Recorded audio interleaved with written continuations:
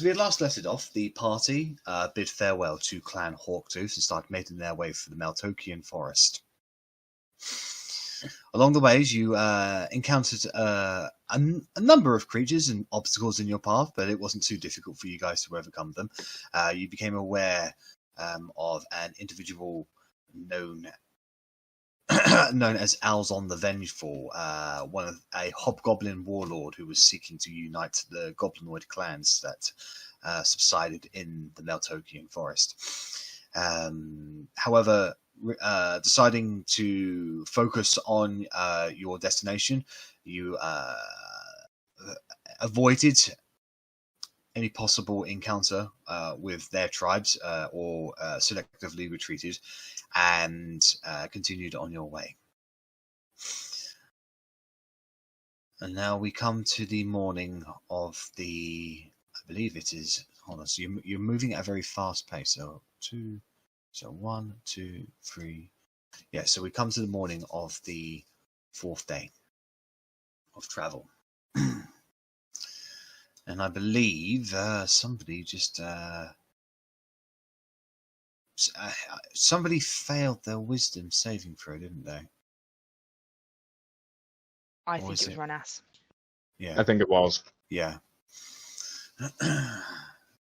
So Rennas, I believe, no, he wouldn't even be aware of it. So you guys basically spend the morning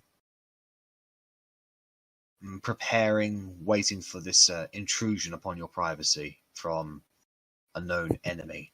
However, it seems to not have come. So either it did not work or it succeeded and you're not aware of it. However, it's probably about 7 o'clock in the morning, so about well after an hour of your unintended rude awakening call. What would you guys like to do? Get moving, I guess. Same as we have been. Yeah. Okay, pressing. So moving at a fast pace. Okay, who would like to take point on this one? Arri? Yeah, still be me until we leave the forest. All right, and who's going to be taking up the rear guard? Probably me. Okay. Right, can I get perception checks from Arri and Otti, please? So glad you gave me advantage, although I shouldn't have it. You're in your favourite terrain, aren't you?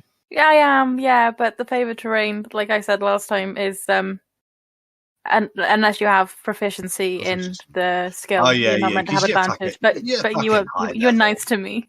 You're fucking high level, so. Thank you. All right, so you continue making on your way through the forest. Winding and whirling, this particular part of the forest becomes rather denser, and you are now probably several hours into making this way, it becomes more akin to a jungle than anything else. The ground becomes a little bit more moshy, shall we say. There are sinkholes of mud on occasion, and in other occasions there's just complete denseness of vines and foliage that with your skills as a ranger, Arri, several plants that you're able to identify as carnivorous and poisonous. However, they are stationary, and you are able to avoid pretty much any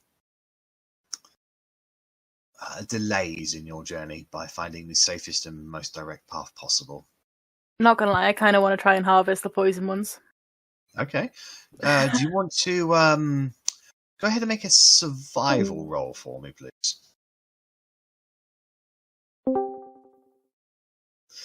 Definitely an 18.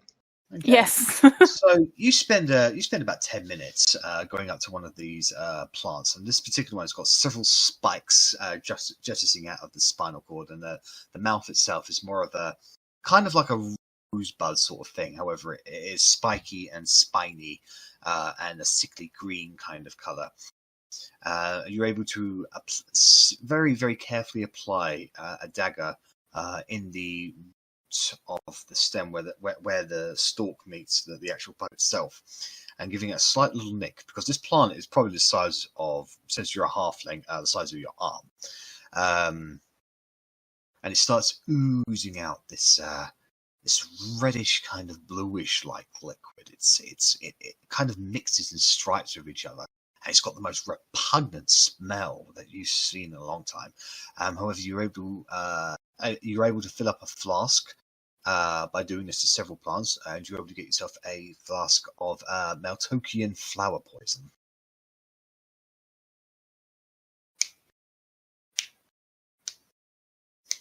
So if you this is going to be an ingesting poison. So if you give this to somebody and they ingest it, they will have to make a Constitution saving throw, DC of 21. Jesus. On a success, they will take half damage of, what was it, 12d8 poison damage. And on failure, they will take full damage and have the poisoned effect for 1d6 days.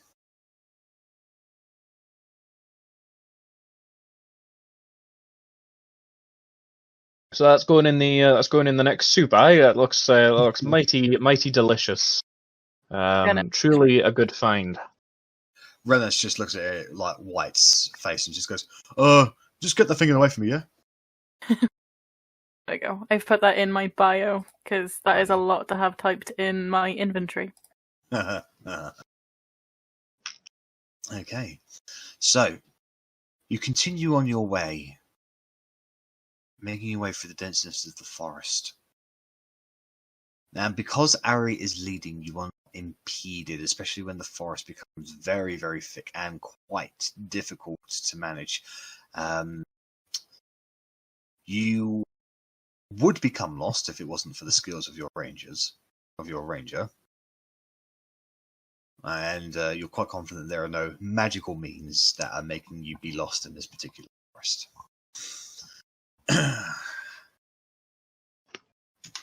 I am occasionally useful. In very specific environments. Just when to confirm, there's nothing following us around, is there? No, you are being followed, but by wildlife creatures, mainly. Mainly what? Sorry. Monkeys. They are curious, and you do seem to be proceeding through their territory. So they are keeping a healthy distance, but they are swinging from the treetops, and they're just keeping an eye on you, basically. I'd just pass it forward. There's monkeys up there, and just carry on. They're not gonna hurt us. We ain't gonna hurt them. No. Worst thing they'll be is if they feel like you're overstaying your welcome, they'll throw a coconut at you or something. Poop. Feces. Yep. That old chestnut. You continue through the forest, and eventually you come across a massive, huge. It would be considered a lake, like a big one. However, you can see various bits of plants and foliage growing out of the bog itself, and then there are certain parts that you just see a bubble just go boop, and over there, boop. It is a foul smell. So you have two choices. You can make your way around the bog, which will increase your travel time, or you can think of some way to travel across this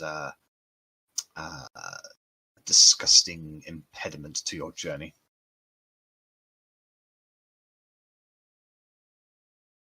I don't think we've got any boats in our bag of holding. So. No. I try and fold a little paper boat and fail and there's a boat. I don't even think that's big enough to fit me, but thank you. Do you want to fly again? If we can.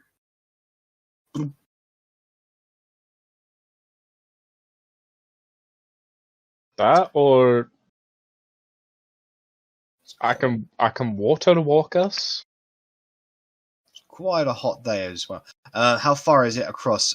Best you can tell, it's probably maybe 600, 700 feet or so. So to walk across it, maybe about 3-4 minutes, perhaps or so. The only downside of walking across is that, well, if there are any beasties in there, that they'd probably notice us right sharp. I'm thinking floating disc. I don't think floating disc can move you and itself. I think it's constantly behind you, isn't it? But me and Verity have both got it. So if I go on Verity's and Verity goes on mine and we kind of stick together, we can kind of just go together across it. But you're going to transport one person, I believe. It's up to £500. Let me just share it. But then it's also dimensions. Hmm. Hang on, I'll put it in there. Yeah, it's 3 feet in diameter. Yeah, it's 3 feet in diameter, so that's 3 feet is basically if Arri laid on her back. That's the diameter that you have, like from her foot to head. To get proper cutchy if we wanted 3 of us on each one. There'd be some serious gymnastics going on. We would be trying out for high school cheerleaders. Like, to be fair, if me and you went on someone else's back. I'm big. I'm heavy. I'm still like 4'11" or something like that. How long can you hold your breath for? We got a bag of holding. 4'5". As many minutes as Con, I think. Wasn't being serious, but okay. Well, Bella you asked. Bella would make the suggestion that she could transform into a crocodile and swim through it and keep guard. I believe that's what Bella would suggest in this particular scenario. True. It means I'd have to water walk less people at least if we wanted to just walk across, because I don't see me swimming in heavy armor going particularly well. No offense. That water going particularly well.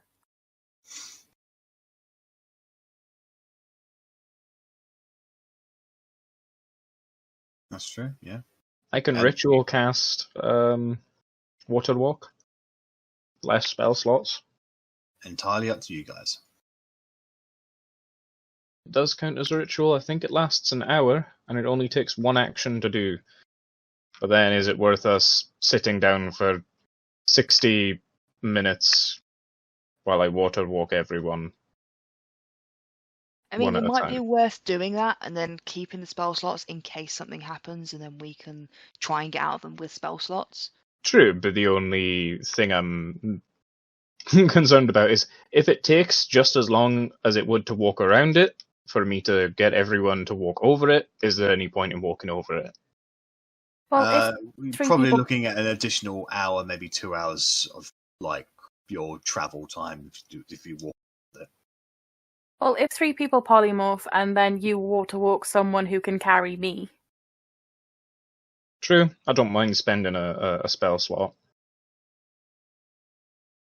At the end of the day, we're still a few days out, I imagine, so as long as nothing particularly bad or terrible happens to us while we're traveling, that's fine. DM question. Yeah? Water walk doesn't mention upcasting it, but if I were to upcast it, would I be able to target 1 extra person or no? Let me just check the specifics of it. Bonk. There you go. It's in chat. Thank you. Never mind, I'm a fucking idiot. I should read my own spell. Up to 10 winning creatures. Bam, I cast it. Fuck it, let's just go. So I'll ritual cast that shit, and we can just fucking walk across, because I should read my own bastard spells. Sorry! So you spend 10 minutes as Korgrin prays to Moradin for blessings of his spell and power. And half of it is just, please don't let me drown, please don't let me drown, please don't let me drown. Dwarves are meant to be in water. We're not a wet race. We're not a wet race. After 10 minutes, a golden glow emanates from, and you look down to all of your feet, which now basically has kind of a sifting blue-like spiral of constantly swirling energy on the soles of your feet.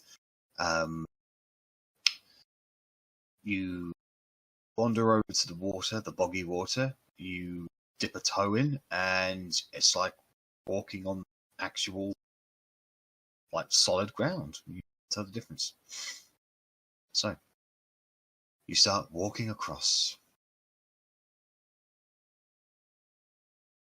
Try and stealth across. Like, I know that we could possibly be seen, but would you like to make a stealth roll? This would mainly be about, it wouldn't be about like not being seen, but you could make less noise. So yeah, that's what I was going to say. It's like, it's less splish splash, and sure. I would like to because sure, go ahead. Whatever is down there, I don't want to know. I'll cast Pass Without Trace as well. Okay. I shall roll for Rennas and Bellatrix. 7. Ha! God, I cast Pass Without Trace. I know, but still, 17 isn't all that great either. It's better than 7. It could be a 39, you know. So that's 42 from Rennas. Like, you'll never get a 39 stealth. I'm sorry, Zach. It's fine, I might get a 39 to hit. One day, maybe. Stealth. And that's a natural 1 from Bellatrix. Fuck's sake. Always 1. That is a nice, D20 sandwich there, though. Natural 20 down to natural 1. It peaks in the middle and just goes bad again. Mm-hmm. So, Arri and Rennas take point on this one. You're basically kind of roller skating across, making any noise whatsoever, not even like lifting your feet. It's quite graceful, really. Moving on ahead. Bellatrix is just so enjoying the fact that she's not sinking into the water, that she's trying to splash the water. Boom, boom, boom. But it's not working at all. It's kind of like she's making the water splash upwards. But it's not getting her, and she's just like, "Oh wow, this is really neat."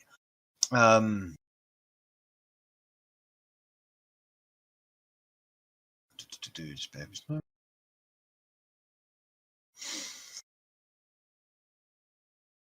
Korgrin, as you sort of kind of look over towards Bellatrix, as she's sort of just splashing away.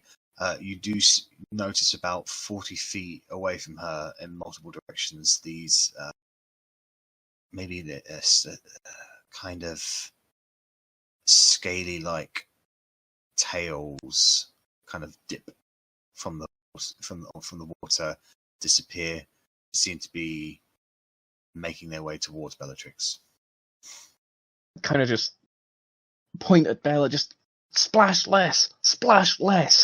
What? Look! Tails! Something's coming for you! She starts hurrying her pace. And then as she starts kind of like running, do one of these creatures sort of come up from the water and start sort of shifting through the water itself. It looks to be a crocodile. It's coming straight for Bellatrix, who's just trying to speed up across the water. But she's like, "Oh, I'm gonna fall, guys! I'm gonna fall!" She keeps on going. Are you guys gonna do anything? Try and pick up the. I mean, I would certainly try and pick up the pace as well. Yeah, okay. My sound's going funny again, so I'm probably gonna be quiet for a sec. Okay. Alright, so Korgrin, you're going to pick up the pace. Otti, Verity, what are you guys going to do? Try and grab Bella to stop her from falling over. She's not going to fall over. She just what? Sorry. Yeah, she doesn't. She's not going to fall over. She just feels like walking on water. So, oh god, oh dear. They'll try and stop her from falling over. But the crocodiles seem to be closing in on her and you now. She's picking up the pace. Are you going match her pace? Yeah. Okay. Let's see what Verity's going to say.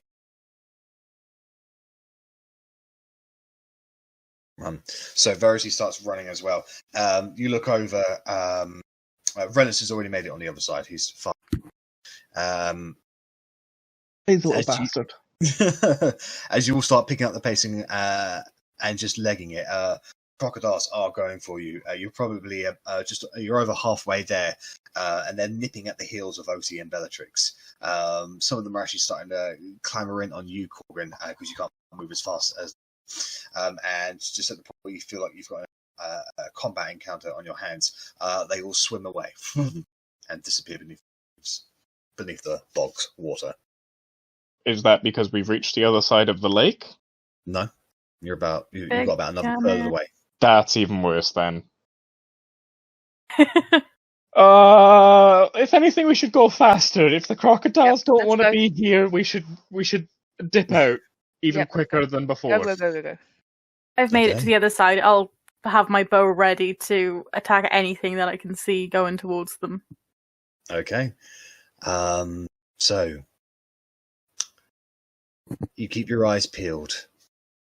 You keep them running. These odd blobs of these bubbles just going bloop, bloop from the water. A little bit of steam as well, raising from some a few vents there. And as Arri's already made her way to the other side, and the others are picking up the pace coming behind you. And at this point, this huge bubble just kind of blops up in your path from the shore. And when it reaches the capacity, you see this gigantic toad-like creature, sort of with a massive open gaping mouth with fangs and two kinds of tongues there, just flipping all over his arrow. It just goes. What are you guys going to do? Beautiful. If the other guys aren't to the side, I'm going to hit it. Okay, go ahead and make an attack roll. Will do. When everything decides to look... My Chrome just decided to do a random update on me, by the way. So. Oh, yeah. Yeah. That's why you froze.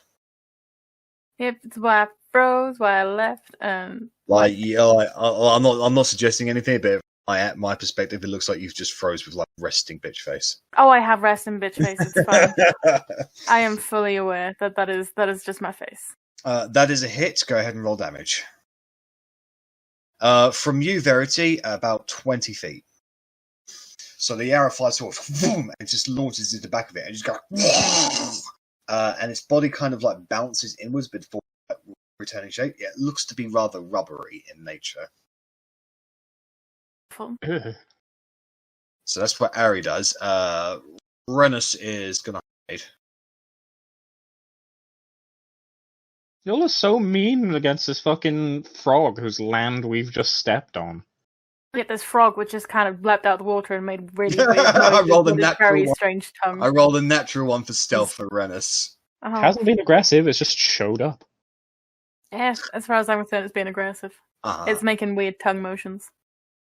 Okay.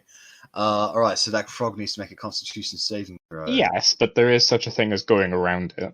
And there's also such a thing as not killing Durgar, but you know. It is between you and the shore, that's right. That is, it has a +3 on that one, so 20 to save. So it makes a save. So go ahead and roll 8d8, Verity, and we'll half it.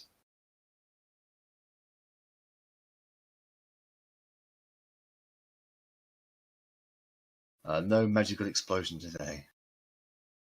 35 halved. So it's 15, 16, 17.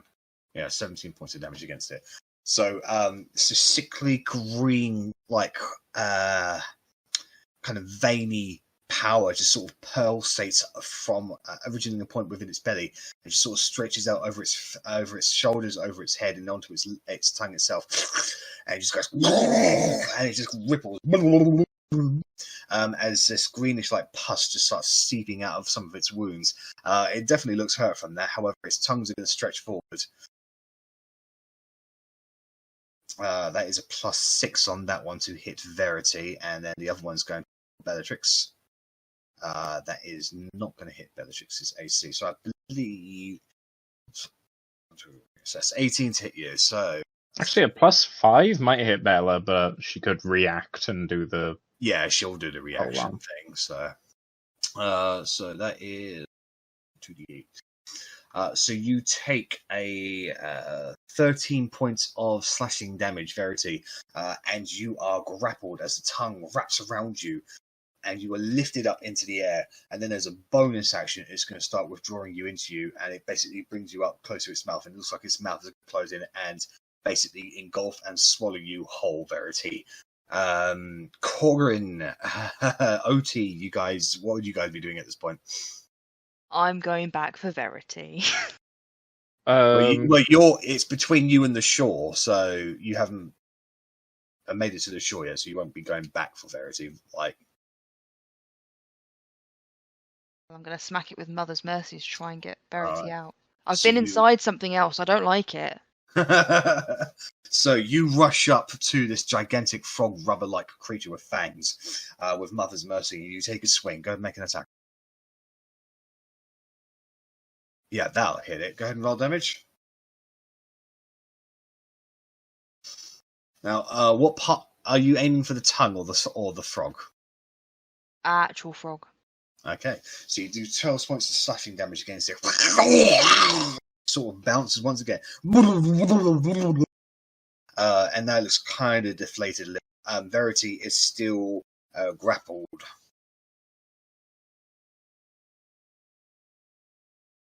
Just clarification, because I'm now confused. She's grappled inside it. No, as in like she's grappled inside the mouth, and the mouth looks like it's going to close down. But I thought she'd actually been swallowed. No, she hasn't been swallowed yet. So I mean, you've got another attack, haven't you? Oh shit! Yeah, I have 2 attacks. Thank you. Yeah. No, my character better than I do. Oh, that's hard. Not Mother's Mercy. Yeah, I mean, yep, that'll do it. Plus Savage. 16 plus 6. Can you roll Savage damage? Technically, it's a dice. That's what I was thinking. Like it's a weapon damage dice, right? I believe so. Yeah. I don't see why not. Just I'm a savage orc. 1 extra damage. Yeah, no, savage is double because it's part of the critical hit, isn't it? So. No, yeah, well, that's what I'm saying. Like, it's very anticlimactic to do your crit as an orc and then just you get one whole extra point. Sometimes 1 is all it takes. Go ahead and re-roll the D10 then, Otti. Oh shit! Jesus. 8, not bad. Alright, so that was 22 plus the 8, so that's 30 points of fucking damage again. How do you want to kill this giant frog, Otti? Jesus Christ. I want to kind of take its jaw off and kind of make sure that it can't nom down on Verity. Okay, so as it's clamping down on Verity, you bring Mother's Mercy up and you basically chop half of its jaw off, and then the pointed part basically it just flounds around and sort of comes downwards and almost like impales the roof of its mouth onto the point of Mother's Mercy, and basically just skewers itself, and its eyes just sort of loll back into its head. The tongue goes flaccid. Verity, you are basically just lolled out like a yo-yo.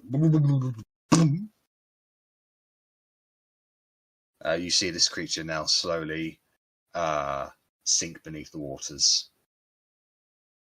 See what it is? Like, have I ever heard of this? Just since we're passing by and we've killed it. Go ahead and make a history check. Or an oral... actually, this would be a nature check. Dang it, I would have taken the history. Oh, yeah, I'll use guidance, why not? Didn't do anything. I'm not even going to bother. It's a 1. That was one big frogger. Have you ever heard of Battletoads? So have you got Battletoads in stock? For the last time. That weird looking frog. Gonna be honest, weird looking frog. Alright. So Otti helps Verity up onto her feet. You're able to continue your journey basically another few more, basically another 30 seconds across the large bog, and you've now made it to the other side of the shore. Like Verity, you're covered in all kinds of like smelly saliva. It's nasty.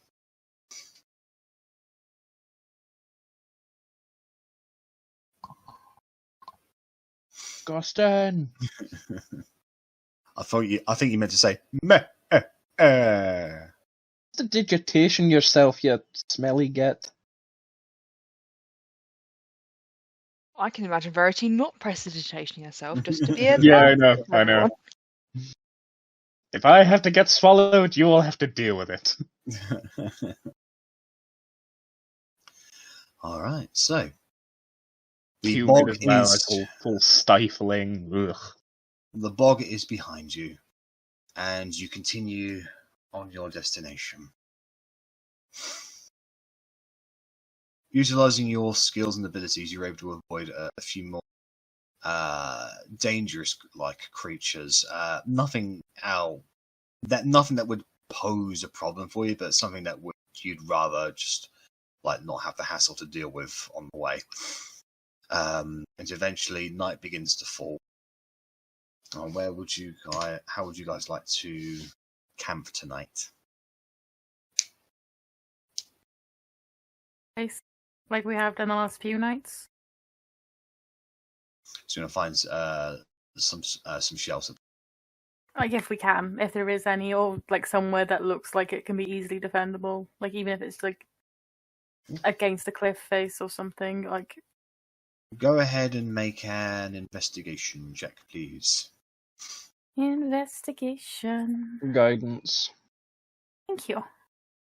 D4, yeah? Correct. Thank you. 18. Okay. You don't find anything particularly defensible, but then something kind of clicks to you. Probably the most safest place is what the other animals of this jungle utilizes to sleep, and that's up in the trees. Wouldn't it be the first time I've done it? It'd be the first time for me. Don't worry, we'll tie you down so you don't fly off.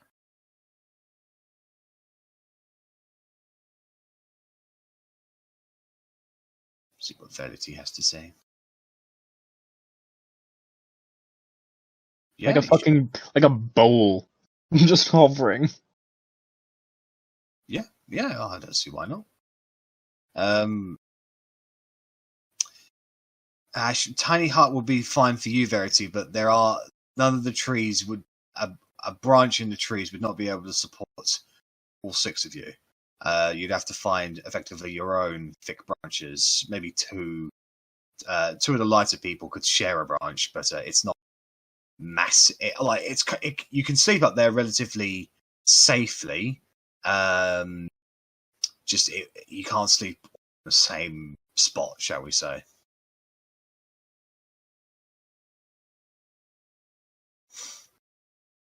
What's the soil like around the trees? It is where the soil is like in the jungle. I think it's soily, with like lots of normally moist grass. and like it's like where it's jungles are usually like a wet heat, so mossy. Yeah, basically that's the one. I'll just kip between two trunks then. Okay. 2 roots. Sorry, 2 roots of a tree. All right. So, are you going to be setting up? Are you going to be taking watch tonight? Or are you going to have a watch tonight? Be third. Yeah, I think. I think we have been. Yeah, so I'm happy to do one. Okay. Bella's happy to do one as well. She hasn't her weight recently. So Bella will take The tree explodes. roll a d100 for me, please. Verity burns down the rainforest. And all those monkeys that followed us. Ooh, ooh, indeed. And now I've got that song in my head. What song? Ooh, ee, ooh, Of ting, course. tang, walla, walla, bing, bang. Of course. Had to be that one as well, didn't it? Yep, Witch Doctor. Oh, can you go ahead and cast Fireball, please, Verity? Oh my fucking god. She's gonna burn down the pissing forest. Wet enough, hopefully it'll be okay. It will be 3rd level. And we're also, on the shoreline, so maybe fire it Alright. out to sea. No, because you guys are all up in the trees and relatively close to each other, and this is a 20-foot radius, I need the entire party to roll a dexterity saving throw, please. Specifically said I'm on the floor. Could I not? Mine's not meant to be an advantage, but it's a 19 anyway. I'll allow it. Thank you. I just get to watch this fiery inferno. It's there, like, nestling down from light, and then boom! This is why you don't trust the trees. I believe this also Bella fails. Bella gets advantage for being a barbarian. She's raging now. No, it's just danger senses whenever. You don't have to be raging. But she won't sense in this. This is Something you can see or hear? I want to say danger senses? It's an instantaneous thing. She didn't know it was going to like... If she could see somebody casting the spell, yes. But this is just like, oh, I've cast it. Sort of thing. Like, it's an instantaneous explosion. Fair enough. I'd say there's a limit to what danger sense can do. There was no sense of danger here because it just happens. Mine's a 14 then. Hello.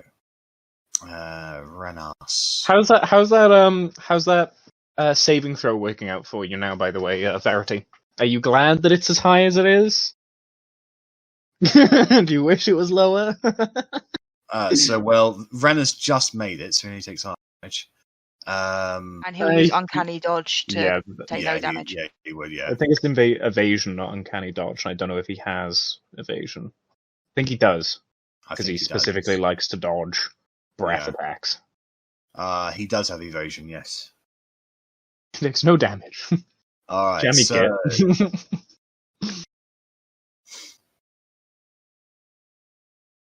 Verity, do you have Toby Elle?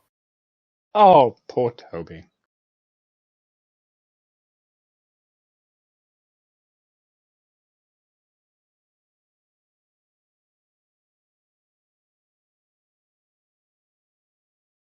Yeah, so Toby the owl is just finding a nice area to perch on the branch and just close his eyes, and all of a sudden there's this, when you look above and there's this flash of inferno. Most of the treetop is absolutely decimated. Branches come falling down, as well as pretty much the entirety of the party. You don't take any damage because you weren't that high up, shall we say? So Verity, Otti, and Bella take 29 fire damage. Arri and Rennas only take 14 points of fire damage. Rennas takes none. And you look up, and Verity, you're covered in black soot and a bit singed, and you look up to the area where Toby was, and all you see is two smoking talons clutched into what remains of the branch. As the explosion goes off, there's just a single hoot, and then silence.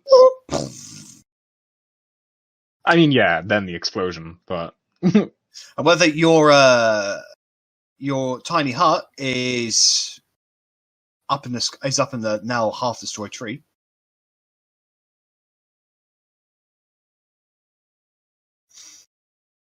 Oh, Verity, what did you do?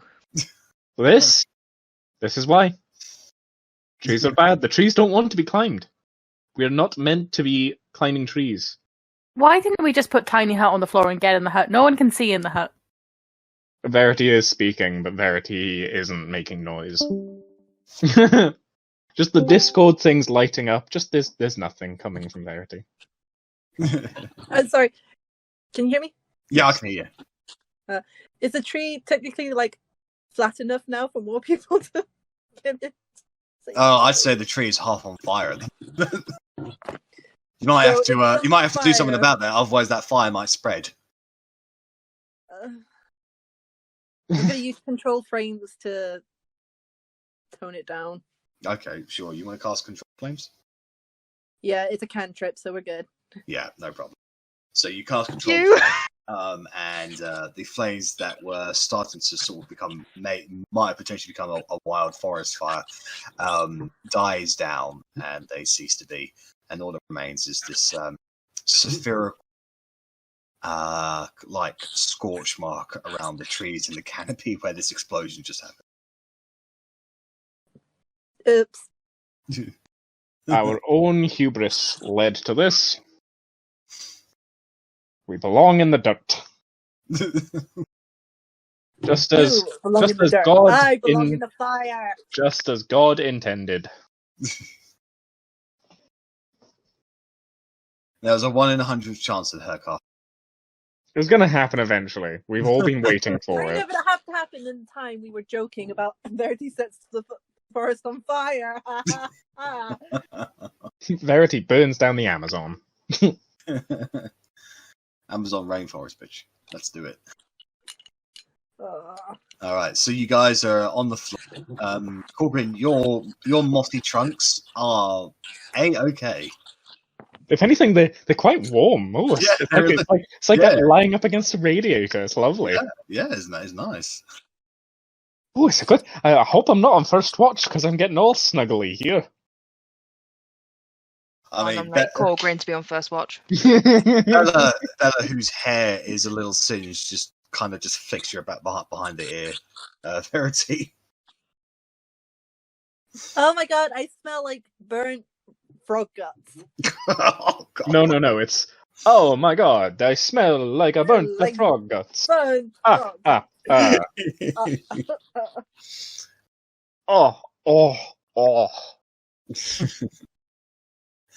All right, so how do you guys want to set up for the night now? Just clean yourselves off. I'll take. Do you want to go climb more trees for this safety in air quotes? I think we should. Part of me wants to move, if anything. Like, hey, we just announced our position with a great big old fire. I mean, we could move, but I'd have to do tiny hut again. Can we not just go into the tiny hut? Like, did that tiny hut not fall to the floor? No, it stays exactly where it's supposed to be. Oh, shit. Okay. I can't imagine we can get into tiny hut now, then. If I leave the tiny hut, it disappears. Oh yeah, that's right. So yeah, the spell. So it worked for 2 seconds. Safety! Kaboom! Better than it being a condensed explosion and, fireball stays within tiny hut. Oh god. 20 foot becomes 10 foot. It's extra spicy. A miniature sun. Oh god. But no, it did take me... that did take me down to about half health. Jesus Christ! Oh god. I suppose with the tongue attack, yeah, that as well. Mm-hmm. Move. Find somewhere that's not quite so obvious. Aye. Alright, so you guys spend about 10-15 minutes relocating to another area. Still I basically apologize to the tree. No, just... The tree's a bit mad at I you. said sorry to the tree just as we're leaving. I think Bella would cast... Can she cast Speak with Plants? I think she can. Check. I think I can. But I'd have to do it as a ritual. I don't want to, have a conversation. I'm just going to be like, sorry. Gently pat it. It's awkward. Yeah. You feel bad. Okay. She can cast Speak with Plants, so she would have cast that, and she would have just informed you that the tree is most displeased with your...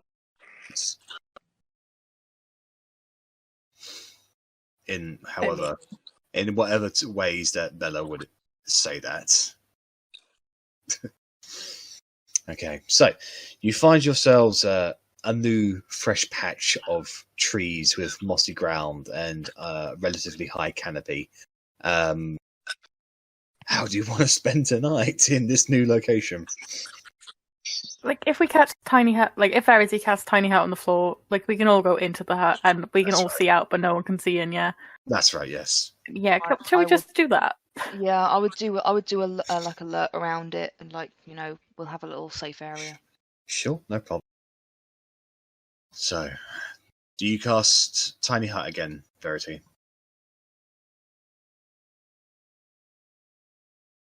If you get another one,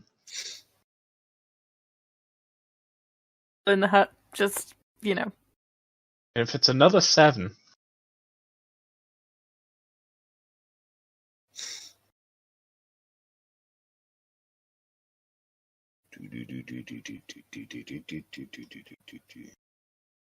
I cannot see anyone on Roll20. No, That's weird. I've only got the frozen Arri face. I'm sorry. I've had that. I've reloaded. I've reconnected a few times. Just it stays that way. Oh, I'm sorry. That can't be a nice face to be looking at. I'll give you a... I don't even know if Verity is going to be casting Tiny Hut again. She hasn't mentioned anything. Yeah. Are you going to be casting it again, Verity? Oh.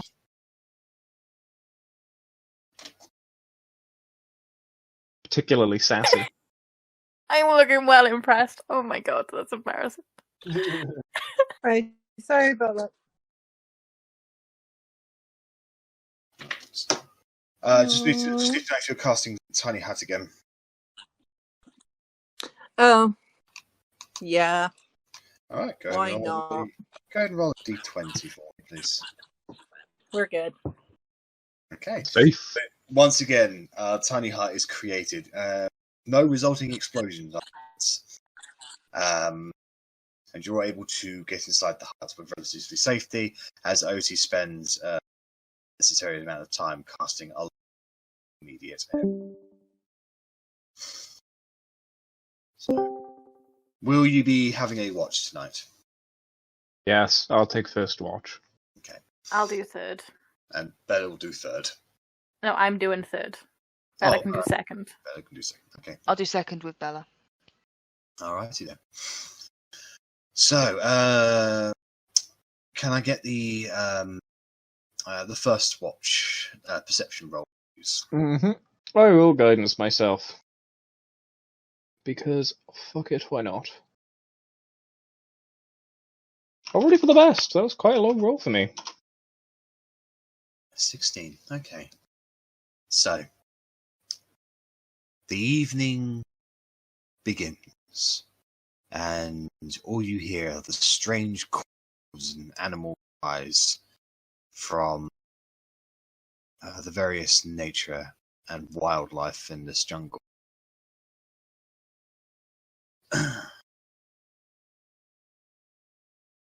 The middle of night fast approaches, and you do hear a call that is a little bit different from the rest. Whereas mostly you've heard the odd animal calls, maybe the odd criticals and definitely birds and various beasts. This one sounds a little bit more screechy. Any idea what it could be? Could be a bird, could be something else. I'm not sure. It's definitely high pitched, like enough to, like if you were close proximity with it, might like make your ears hurt. Try a nature check, if that's a nature check. Yeah, if you'd like to do a nature check.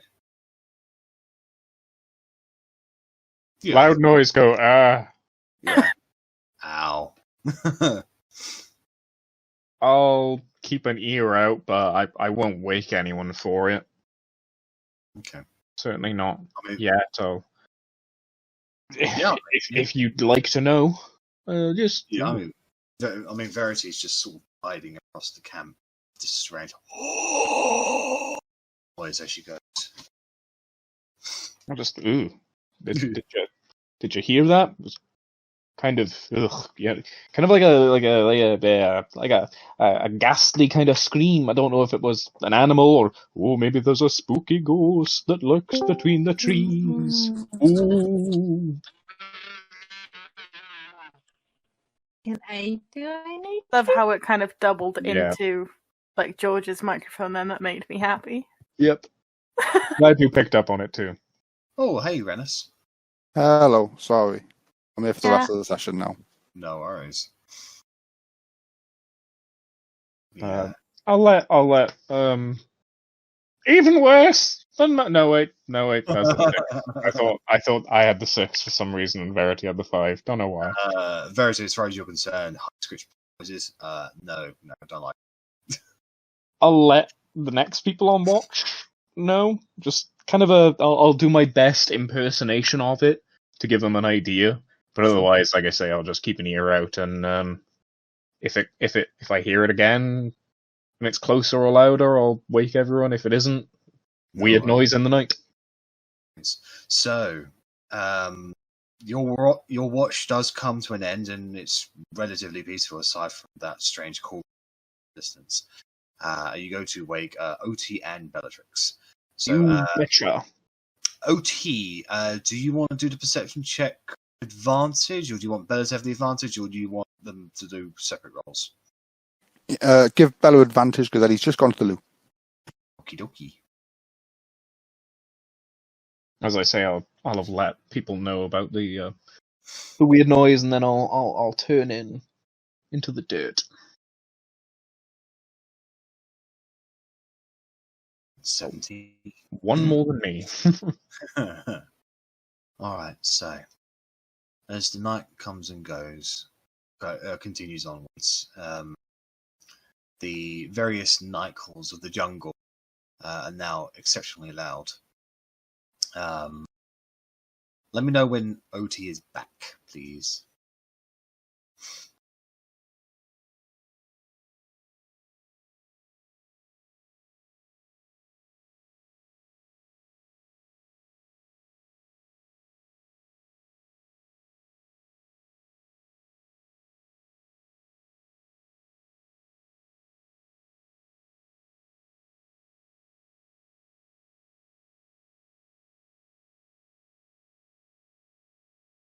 Oh, I can get rid of your sheet now, Rennas. Fuck off, Rennas. You can do it yourself. Sorry, say that again. What was he doing? Can I get sorry, apologies. So as the night proceeds on, and you and Bellatrix effectively just spend the night cuddling, keeping a watch out. Bella's ears perk up. She goes, "Did you hear that? Did you hear that rustling, Otti?"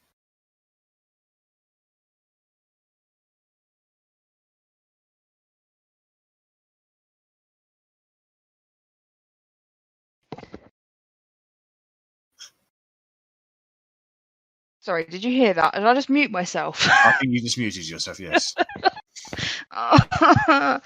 I'll be like, yeah, I totally heard it. Yeah, it was awesome. Not really know what's going on. Huh. I think it came from over there. Do you want to wait here? I'll just go check it out. Just be careful because the alarm's out there. Right. Point it out so I can avoid it. Kind of there. Okay. She gets up. She picks up the knife and walks off towards the bushes, past the trees, avoiding alarm. Or is it a radius? Alarm. Yeah, Hang on. an area that is. So, do you surround the camp with that? Or is there like a specific area that you choose? I would surround it, but I'd surround it in such a way that it's like there is a little gap, but like All right. off to the center from it. All right, so that's where she'll go through to avoid the alarm then. So you see her go through this particular gap, head out past the bushes, sort of crouching down the ledge, just keeping her head out. You have dark vision, right? Yeah. Yeah, so you can see her go a little bit further beyond. She herself can't see very well because she does not have dark vision. She goes out a little bit further. Oh yeah, she does have goggles. That's right. That's good actually. So we're utilizing her goggles. Her head sort of snaps to and fro a little bit. She continues onwards, and then you lose sight of her into the as she continues past some of the bushes and some trees.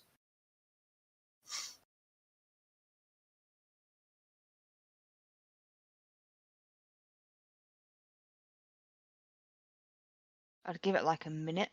If she Okay. isn't back in a minute, I'd follow in that general direction, but she's got like a minute to have a look. After about a minute, you haven't seen her.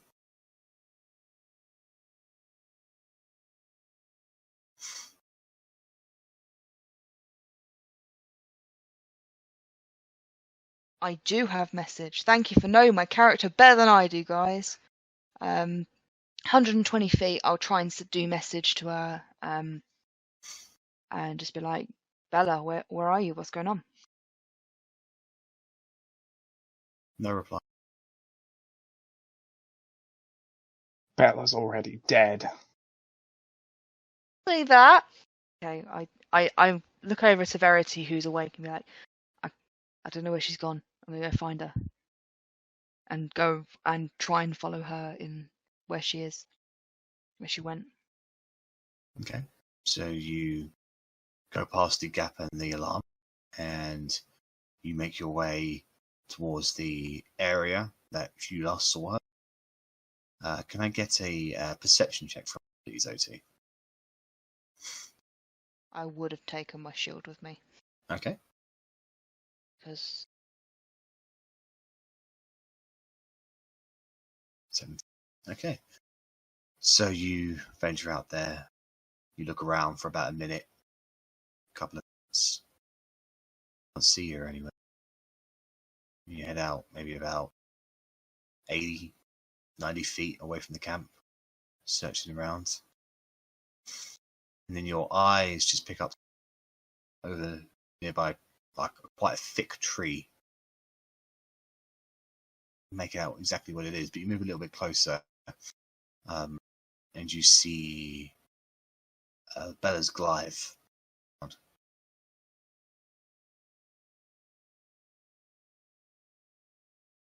so where is it? It's on the ground.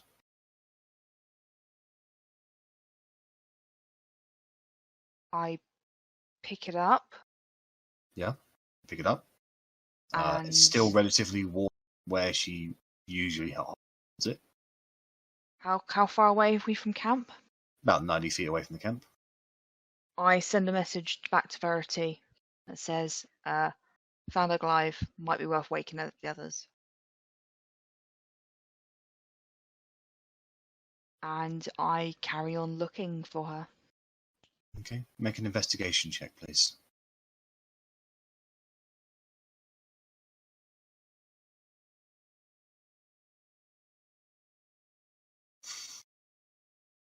You look around the immediate area, but you can't see any sign of her.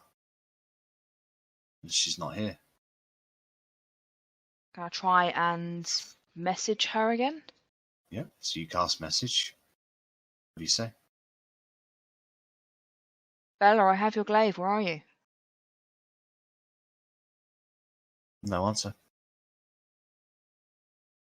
You are all eventually by one, as Verity kicks you in the head.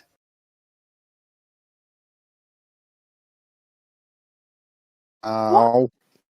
That's rude. What's the matter?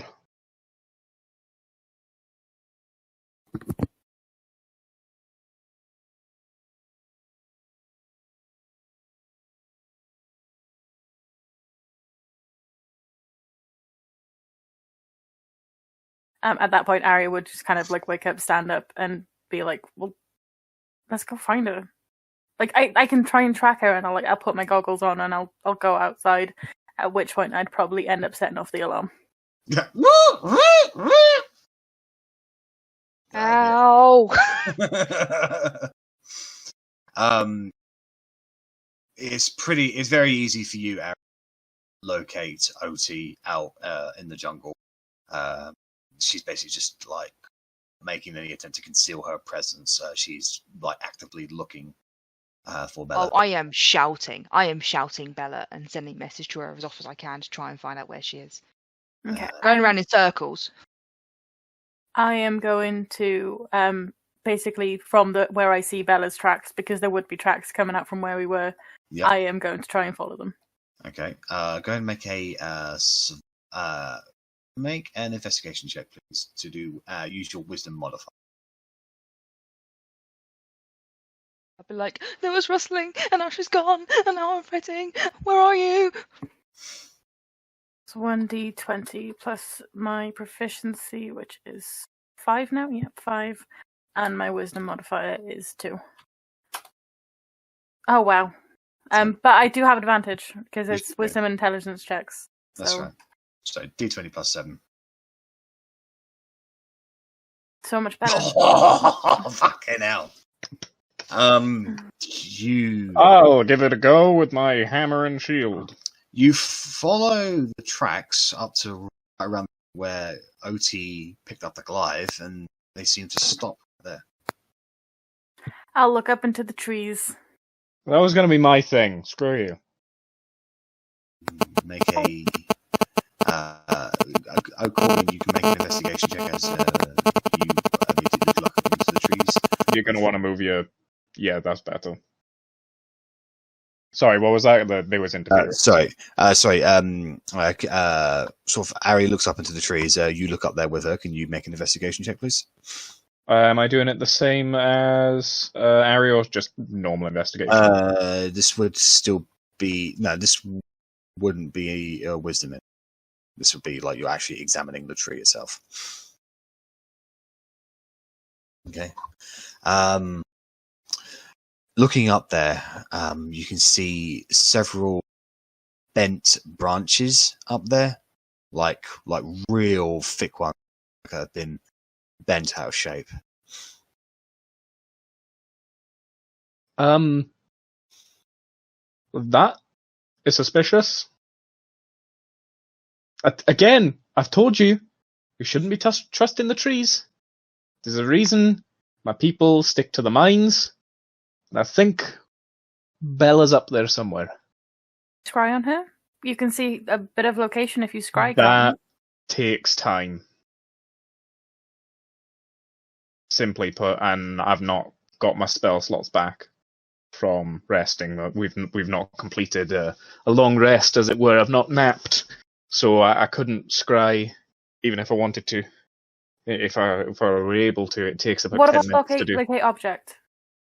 She's gonna like. It looks like she's gonna have a sling on her. You're assuming that I have locate object prepared. I can't prepare all of my spells.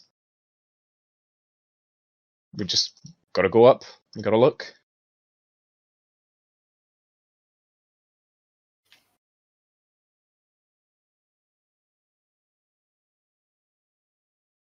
Do you want Verity to cast Fly on all of you? At least me. I want to go up there. I'm like fretting, like shaking everyone, like, where's she gone? She can't leave me. Where is she?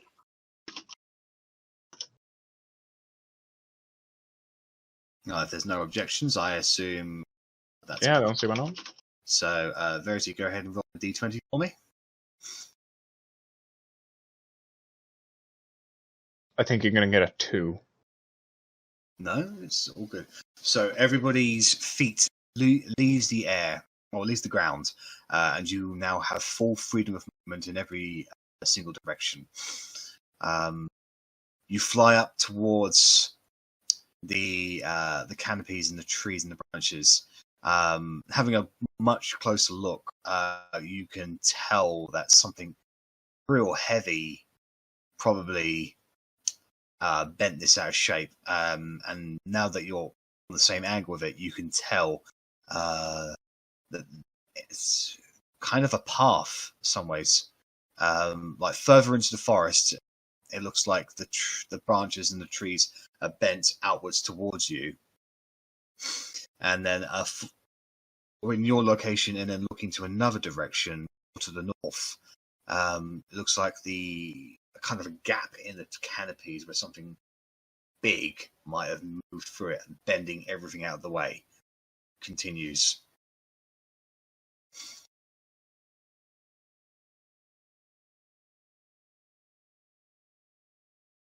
Guess we press on. I'm gonna. Yep.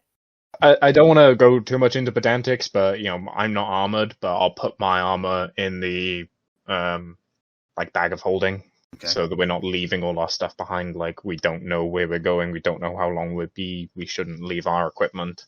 Pack up camp quick and move, basically. Okay. So you get your things together as quickly as you can, and you start following the direction. Now, are you going where the path seems to lead, or where the path has come in the canopies? In vote in chat, but I say lead rather than Yeah, beam. lead. Okay. So you begin flying. What pace are you guys going at? I'd say slow to medium, because keeping an eye on where it looks like the things go, but not so. So keeping an eye on where we're going and following any tracks that there may be, but not so slow that we'd waste time, because as Verity just put in chat, So- flight only lasts 10 minutes. So it would be a medium speed then.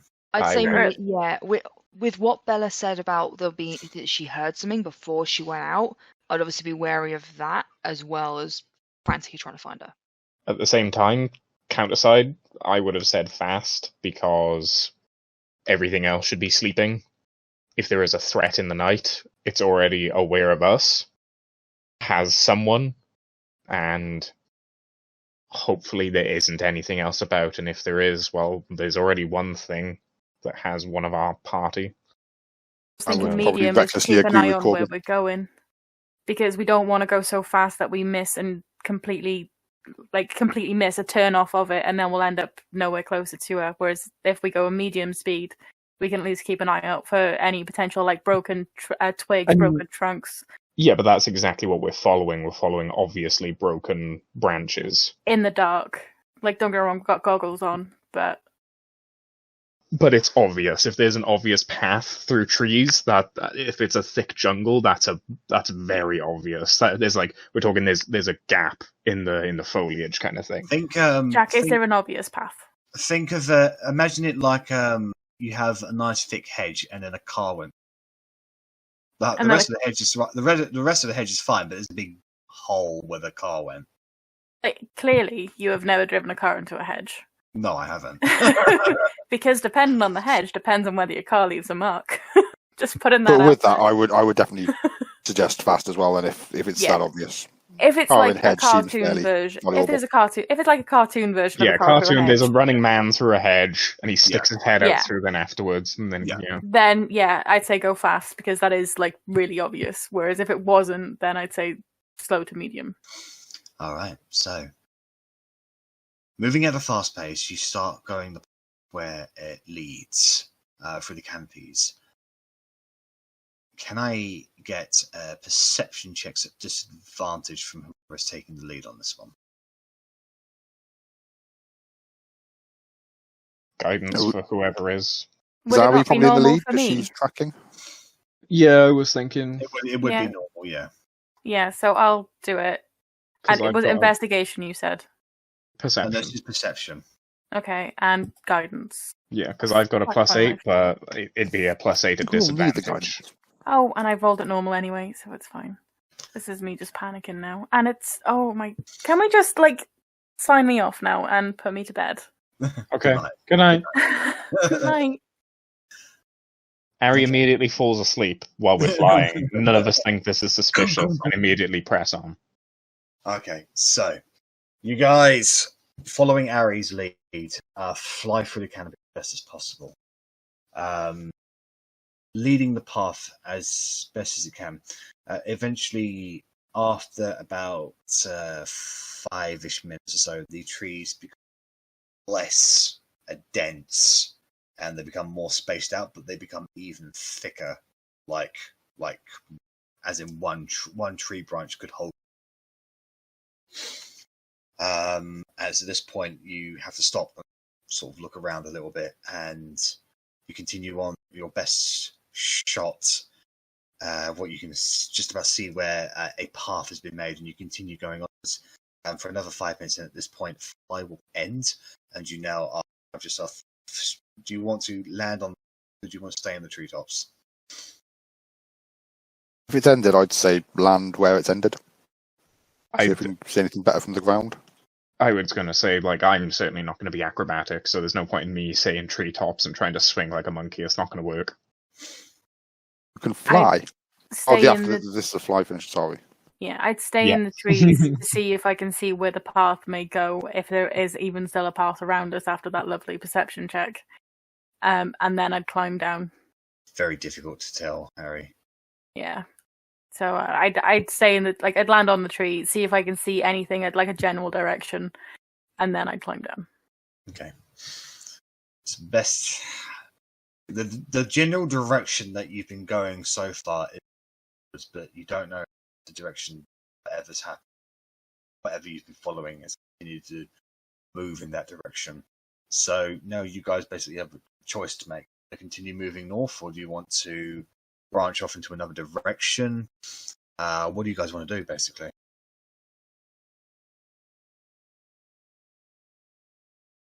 So what was that? We can either...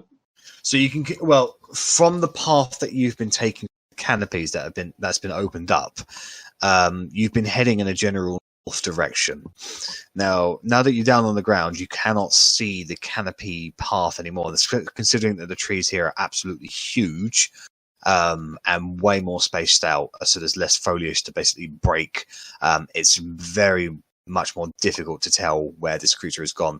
So do you want to continue northwards? Do you want to take some time to like thoroughly investigate the area, or do you want to like try going a different direction? Like, you guys tell me what you do here. If we haven't seen it branching off, and I know we can't see it going forward anymore either, but if there's nothing here, then I'd probably continue the same. Has it been going in basically a straight line since the start? As straight as the trees will allow. Yeah, so if there's definitely nothing in this area that we can see, I can see Zach, but I can't see Meghan anymore. I can see both of you. Yeah, the cameras are changing constantly. I can see Zach on my computer, and Streamy can see you and Meghan. So we just lost Zach on Streamy, and then Jack just appeared, but Arri's token keeps flickering. My token? Yeah, it goes black. Your camera thing, it will flicker from a black screen to your token and back to a black screen. Yeah, except it goes black and then it goes to Arri, like actual Arri's image, and then back to black. Now you're here, but we should probably have a discussion at some point about swapping to a different camera, because Roll20 is just not working anymore. It worked consecutively for like 4 sessions. Yeah. In any case, so decision, Kaskaz, are you going to continue northwards? I'm sure you probably don't want it, but is there any way I can do a perception check just to reevaluate? Well, Arri failed her perception check. You perception check. Again, we've not done much today. I'll guidance myself. I know I'm doing a lot today, but we haven't had an action-packed one, so... Hetch! You should sneeze more often. Only so. 25. You can't see any more paths, like openings in the treetops around. You take a few steps forward, just sort of try and get a better angle on some of the trees, and you sink a little bit. and you look down, and you realise that you're stepping in an extremely large Extremely large what, sorry? footprint. Oh! What's the footprint look like? Just, I'm not well pleased that I can step inside another thing's footprint. You can see 5 toes and it's like a humanoid foot. It's padded a little. Someone that's good with animals. I tried to see what the frog was earlier, but all I could really gather was it's a big frog. So probably not the best for identifying specific breeds of animals. The toes are a little long. I wonder what this giant footprint could be. Yeah. Well, you feel free to make assumptions. Yeah, I mean, if it looks humanoid and it's big, then I would instantly go to giant's foot, and I would definitely do that regardless of whether it's right or not. But why would a giant be swinging through the trees? You know? Could just be a big monkey. Could be a gorilla. I mean, people do different things. If I was swinging through the trees, it wouldn't be that unusual. Maybe he's just a very acrobatic giant. Are we talking maybe a giant was adopted by a pack of monkeys and he's been living out his life in the forest, and now man is trying to reclaim it and he's going to fight back? He's just a giant that likes to swing. Stop being so judgmental about all giants. Like a Tarzan, if you will. Giant monkey, maybe? After we heard the monkeys earlier? Yes, Verity? What if he was just stood here and all those tracks in the trees were just where he swooped his arm down? Could he be that giant from this footprint? I mean, we followed that path for an hour. It's only 10 minutes. I thought 5 was an hour. Okay, but still, if the giant's arm is like 10 minutes long, I'm quite concerned. Fucking colossal titan size. Yeah. Whole forest just blows up. They're slow though. True, but big stride. That's true. I mean, if we found a footprint, we can hypothesize as we're following the footprint. Yeah, just head in whatever direction the front of the footprint is currently facing, and hope we find another one in a giant stride length of time. I'm gonna say, if we can measure the stride, would we be able to guess how big this thing is? Probably in the huge category. It's a big boy. Anyway, times are wasting while we sit here and discuss. Let's follow these prints, and I set off in the direction of the forward. Arri, are you investigating what this creature might be? Yeah. Difficult to tell. Could be a giant. It could be a giant of some kind. Could be a primate. Yes. This is with the knowledge of us being followed by monkeys earlier, and it being going through the trees. And now there's a human footprint on the path that we're going. Yeah, it certainly looks like it could belong to a primate. Long prehensile toes, good for grabbing things like tree trunks. Nope. It's not a giant ape, it's a giant. I've already decided. She's now decided it's a giant. I've decided that it's a giant ape. Or a giant monkey, or just... Bella's been turned into a giant ape. To be fair, Bella could have turned into a giant ape for all we know. I think that's a polymorph thing. I doubt it. So, are you continuing to move at a fast? Are you continuing to move at a fast pace, following the tracks? Because basically every 10, 20 feet or so, you see footprints. However, the first one was more deep and more prevalent, indicating that where he landed. Where he landed, yeah. Okie doke, that makes sense. I mean, I reckon fast, because we're trying to catch up with them, and this thing can clearly move quite fast if it outswang us while we were flying. I know we wasted a minute or two getting ready, but I'd go for quick. Quick. Yeah. Okay. Right. Can I get a group dexterity check, please? No. Natural 20. I mean, it sounds pretty good. Not bad at all. I guess I could say that I'm actually quite dexterous. I'm short and Better than I rolled with a +5, so... Korgrin, who does that surprise? Korgrin utilizes his inner primate. To follow the monkey, you've got to be a monkey. I run along on my knuckles. I'm surprisingly quick. I'm low to the ground. I'm compact. I've got good swing with each stride. So that's more successes than failures. So Yeah. the party is able to keep up at a relatively good pace.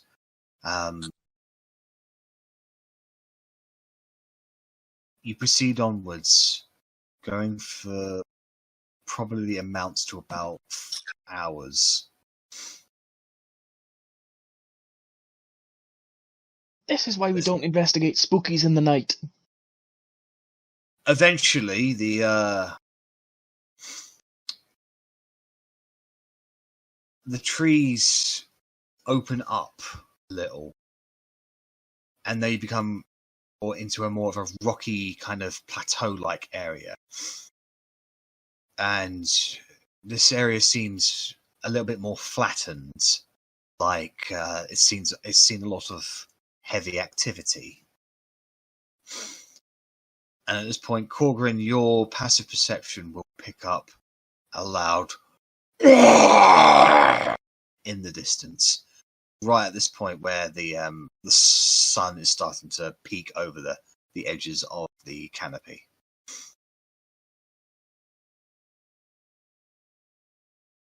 Was it the same noise that I heard in the night? No, this one's a lot deeper. Okay, it's not the same creepy beastie, but it's a beastie. There's something around. Oh, Keep good, your lots of eyes beasties. peeled. I heard more of a ghastly kind of spooky sensation. This one more angry, live, less. You hear another one. Same noise, different. Yeah, person? same noise, and you hear a lot of heavy, almost like thunderclaps. Like The clap of his crashing. dummy thick cheeks. Can I do a message to Bella again and see if I get a response? Yeah, sure. Really frantic. Bella, where are you? I'm really worried. Please come back to me. Let me just check something.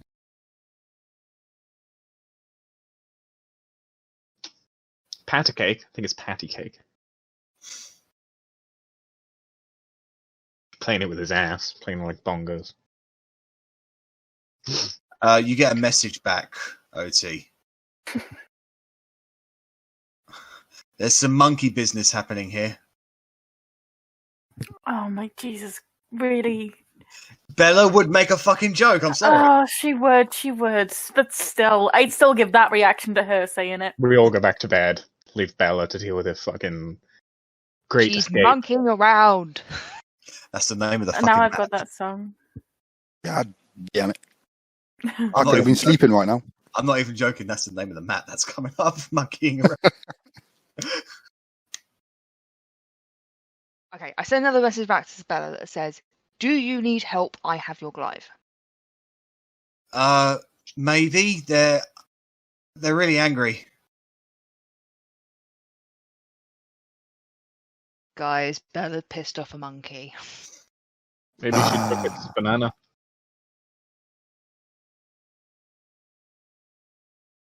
I don't understand the joke, Korgrin. How would you upset a monkey? Monkey's Stealing its banana would upset it. I made this assumption that was filthy. I apologise. Like How you said, dare coming from you. him. How dare you? Just going around amputating giant apes. He made some joke about Stop. slapping cheeks earlier, and I just kind of know. Okay. Guys, we need to go. Towards the big sound of something big and scary. Charge! So Away we go. you proceed on. By charge, I mean stealthily slink tree to tree. Are you guys Your bonus stealthing ahead? action Or, hide. are you guys stealthing ahead, or are you just approaching? I'm not gonna lie, stealth is the last thing on Arri's mind right now. Okay. I would have no, I wouldn't be advantage on stealthing. stealth. Oh my god. I need to stealth, because otherwise I'm useless without it, but I won't, because I don't think like that. I'll just charge. Okay. So you did. By the way, I forgot to mention this because update your HP, Rennas, but you did suffer half of a fireball. If you had evasion, Yeah, so I heard Verity set us on fire. Yeah. How much damage was that? It was 29 points of fireball, so that would half down to 14 for you. Did I make the save? Did I? Yeah. No, evasion. Okay. So I was asking if I made it, because then it would be halved again. But 14 is doable. No, it's very unlikely I made the save. Let's be fair. It's me. yeah, you made the save. You made the save. Just made the save. Oh, well, then I'll half it again down to 7. Haven't you got evasion? Yes, that's why. I half it again. Doesn't evasion make? Oh, if I make it, I take nothing. That's completely true. Then. Fucking hell, that's like the third time I mentioned it. I'm gonna get you one of these. I'm gonna get you one of these days. Not with a dex not with fireball. It's why we took so long to bloody activate his trait, because he just avoids everything. Well, the dragon doesn't fucking breathe at him after he does 40 points of damage at it.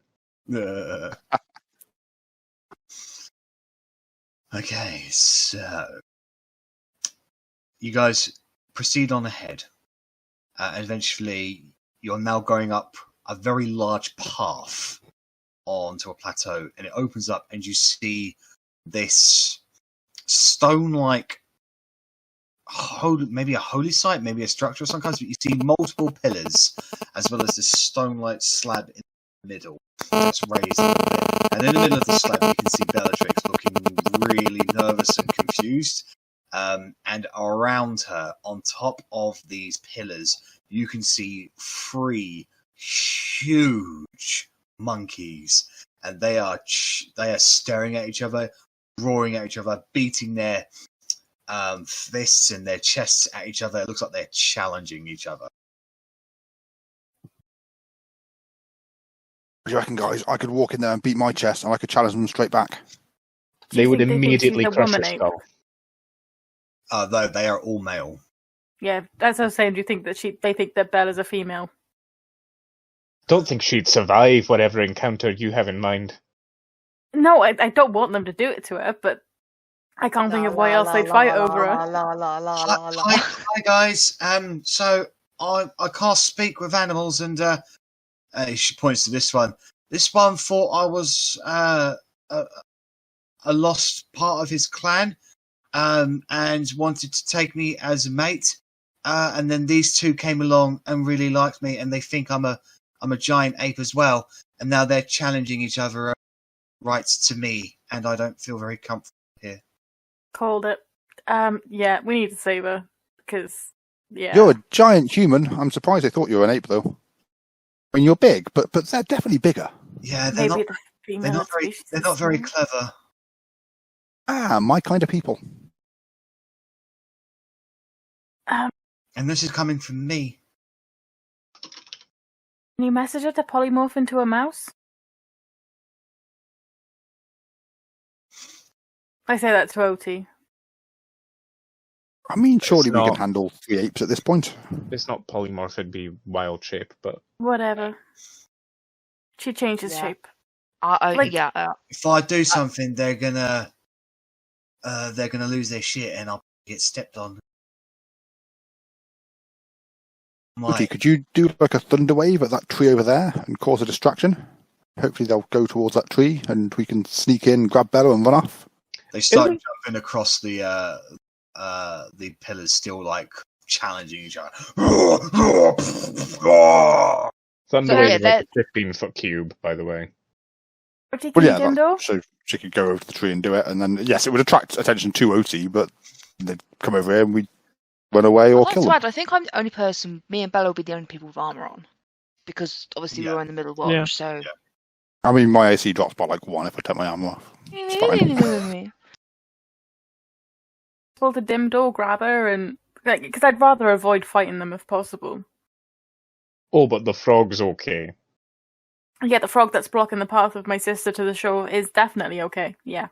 But the monkeys, the monkeys who are currently targeting each other. Yeah.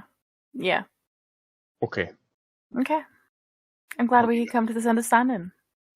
Definitely an understanding. Jumping across. And at this point, one of them jumps down and scoops Bellatrix up. Whoa! And now Okay. it's Oh, there holding goes them. Dimdo. I will shoot that one. And the other one's going, oh. Well, you happy, Korgrin? Now we got to kill some monkeys. As soon as Bella was picked up, I'd shoot the one that picked her up. All right, go ahead and I'm getting that shit I prepared last time. Go ahead and roll initiative then if you're starting.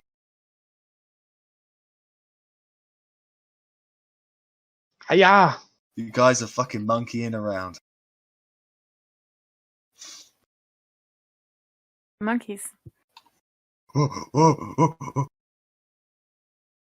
We're just too busy swinging to put anybody down. The clubs aren't open again yet. Friendly. They're the king of the swingers, jungle VIP. They've reached the top and they've had to stop, and that's a natural one with me. I Good want to time. be. I don't want to be like Rennas. I be like my usual self. Well, they are like Rennas. They just rolled a natural one. Oh, he rolled a 1 for you as well earlier, by the way, Rich. So your I curse still did. isn't broken. I did. I mean, roll that the was natural fitting. one. I rolled a natural one for your stealth. Yeah, it was still a 25, but it was a 1. Yeah. 25 natural one. I mean, it is quite nice. Righty then. Let's.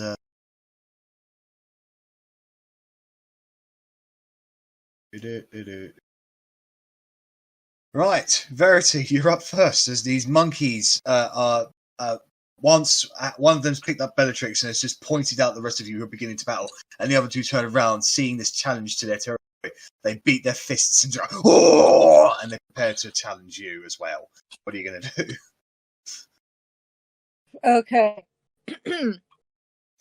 I am going to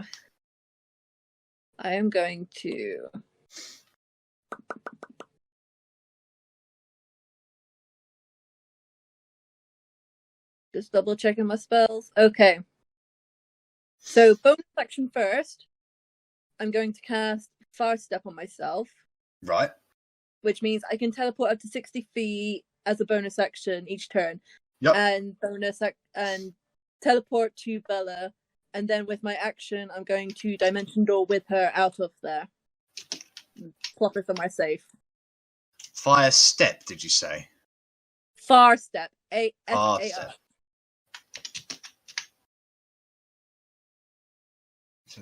That one. Concentration. Okay. So, into an occupied space you can see. So she is considered grappled at the moment. Can you dimension door somebody who is grappled? Let's see. I think they just have to be willing. Yes, sir. Right, so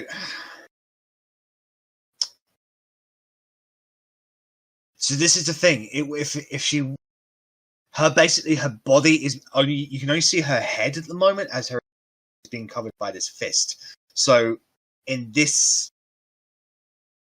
particular instance, I would say that you would attempt to dimension door her, but she is considered part of the giant ape at the moment because I don't know. I'm the way I'm seizing it is that she's. I don't know about this one. Because of the teleport. Yeah, I don't know about this one. It's purely because she's so enveloped by the giant ape that.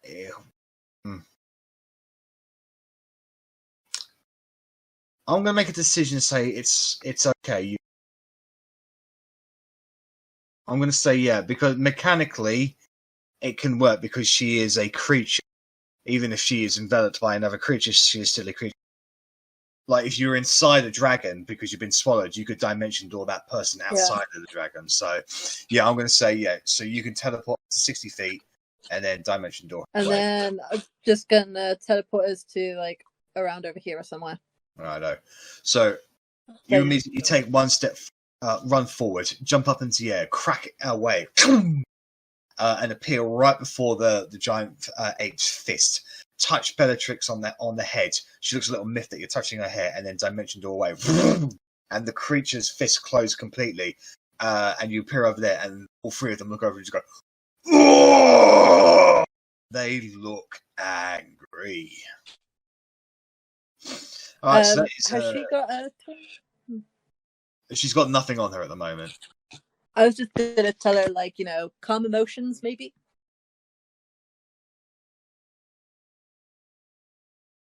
Oh, I didn't intend Oh, for her that's my turn. She's not got it prepared, unfortunately. Okay.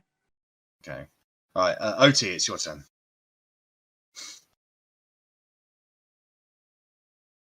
Gonna move over there.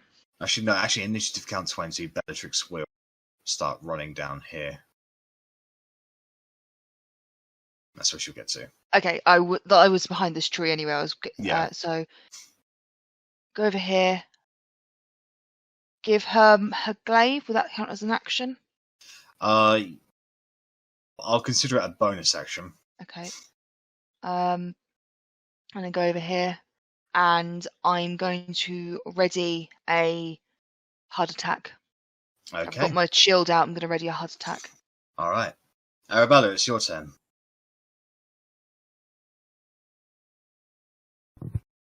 Okay, so we've taken her away, and they're aware that we've got her. Yeah.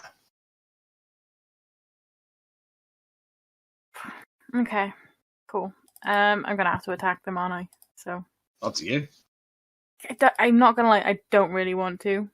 Like, as much as You can choose to retreat if you want, but they are. They seem to want Bellatrix, and Bellatrix is running away.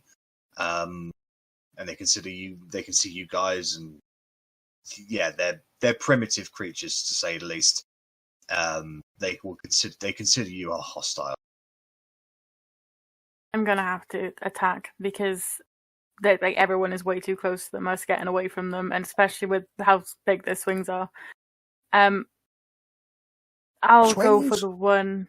Like their swings, their leaps, their bounds, whatever. I wasn't actually looking for a giant ape playground. It was a joke. You never know. Yeah, I'm just gonna shoot. Okay. It'll be the one closest to me. All right. Natural 20. So that is 14, 18, 20 points of damage on the. Nice. Okay. Second attack. Yep. Yeah. That is a hit against them as well. Another 8 piercing damage. Okay. Anything else from you, Arri? No, I'm not going to bother with Hunter's Mark, so... Alright, so you pull out your bow. One of them gets it straight in a weaker kind of area. The other one just scrapes it into sort of its thick hide a little bit, and you've made 2 neat hits into it where you've made a significant impact. The creature has felt it, but... Can I scream? You can scream if you want. Like, I'll scream at them, just like basically really guttural, primal scream. Let's hear it. I'm not going to do it in person. RP Sorry. it, Meghan. Like, I've got a bad throat. I'll hurt myself. So have I. If you want to scream, you got to scream. Like, Peter's going to come in and just. If you're going to try and intimidate them, or even like claim prime apeness over them, I need to assign a DC, and I will assign the DC based on how believable the scream is. Oh, God. Like, why are you making me do this? Because this is Dungeons and Dragons. Yeah, but this is recorded. Yep. Oh, I don't even want to do this. Why are you making me? I can't do it. I can't make myself do it. I haven't drunk enough. Okay. We can do it together if you want. They'll scream at you, and then you can scream at me back. Okay. Right. So they're going to look at you and go,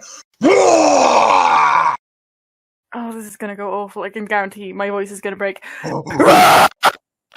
How's that? That's brilliant. All right, go ahead and make an intimidation check on. Thank you. Like, Jesus. That's brilliant. Well done. Well Well done. I was waiting for Jack to roar and then just like baby crying come from the top. The monkey that you shot just looks at you, just go, oh. He does look rather intimidated. The other two don't, though. It is 3.5 foot halfling. The monkey might not want to attack you. He might be intimidating you, but he'll go for the others. All right, Rennas, you're up. Okie doke. So I would like to take a shot at whichever one Arri just shot. That'll be the front one there. Okie doke. I will have a quick shot at him with the. Let's go for the SS Mantibow. Okay. Oh, Natural nice. See, it can happen, Rich. It can happen. Yeah, it didn't happen next round when I get sneak attack, though, did it? All right, so that is a natural. Oh, one, yeah. one I'll put on that one. Oh, God. 1, 2, 3, 4, 5. That's 9 points of damage against it. Plus the 10 from sharpshooter. Oh, yes, that's 19. So I did use the SS. Yeah.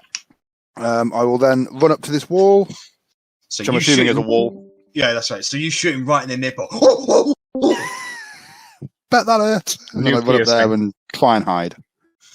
Okay, make a stealth roll. You have successfully beaten their passive perception. Yay! All right. Question. Yeah. Would a natural 1 go before a natural 3, even if it is a +2?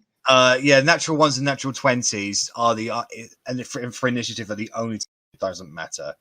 Fair Like enough. if somebody got a natural 20 and somebody got like a higher than them, then they would still go first. So, and on this particular instance, they have a +2 on their dex. You've got nothing. So, Fan 0.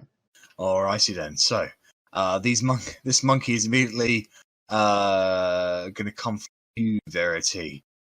He is not happy that his prize has been taken away. They've got 40 feet, so 5, 25, 30. 30. He's got 10 feet of reach, so he's bringing both of his fists down onto you, Verity. Splat. So 1, natural 1, and 2. That's 26 to hit you, Verity. I believe that does hit. So you will take 25 bludgeoning damage. The first one, basically, he just stubs himself on this carnivorous plant that's right beside you, and it nicks him in the finger. However, the other one, the hand comes on and just swats you away, almost knocking you prone. This one is 5, 10, 15, 20, 25, 30. Hanging off the edge, he's going to grab one of the pillars, crush up in his hand, and he's going to chuck a rock at you, Otti.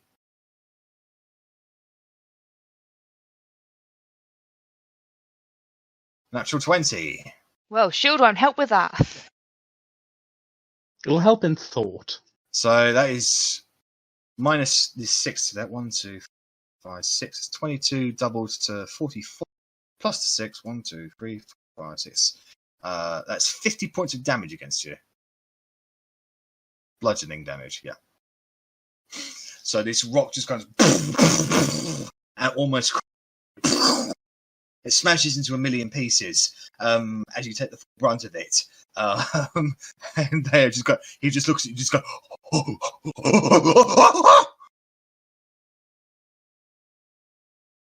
right, this one is gonna jump down here. Boom, boom, boom. Can you just make a quick dexterity saving for Rennas?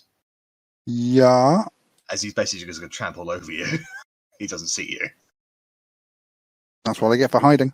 Yeah, that's not a problem. You're able to get out, dodge out of the way just in time. So that's 5, 10, 15, 20, 20. No, he'll stay there. He's got. Did he 10 seem to feet. notice me as he nearly trampled me? No. Ah, good. So he's going to reach out with his fists towards you, Korgrin. Sort of side glancing Arrabella a little bit, going, and just bring his fist down onto you. 15 and 27. What is base AC? Unarmored, is it 10? 10 plus your dex. 10 plus dex plus my shield, so 13. So both hit. So that is 55 points. Is that magical? No. I'm reducing both of those by 3. So you just see Korgrin go, oh shit!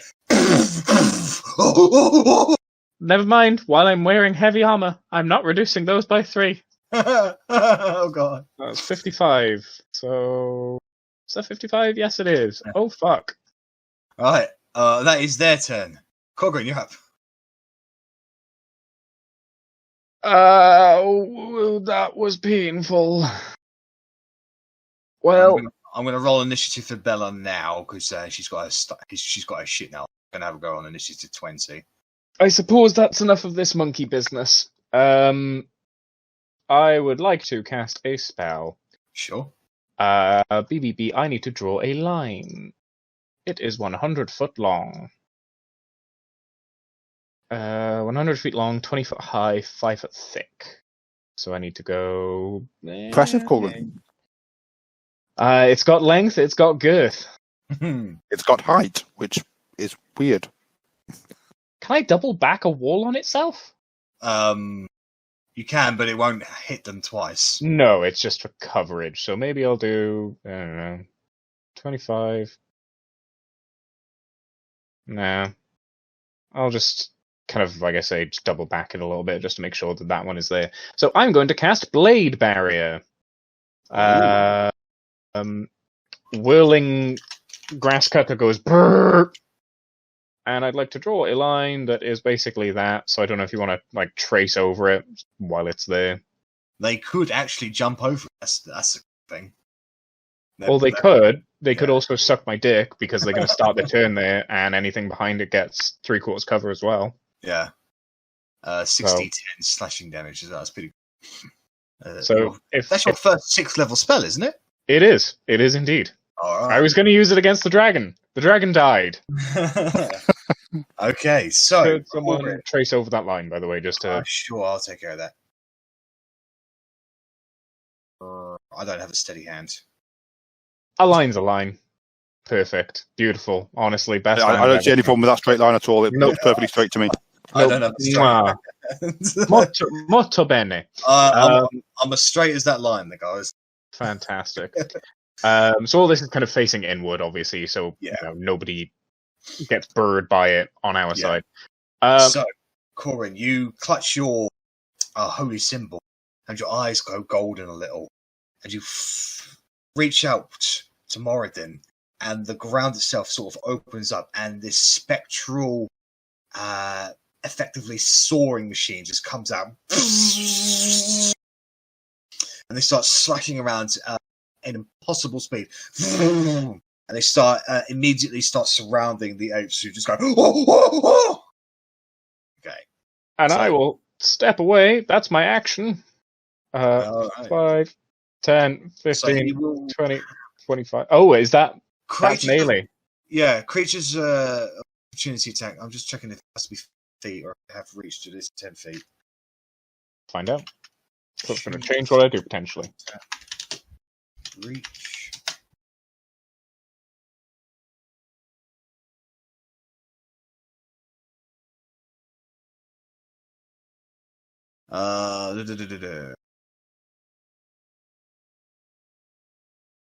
Yeah, reach. This property also determines your reach of opportunity attacks with reach weapons.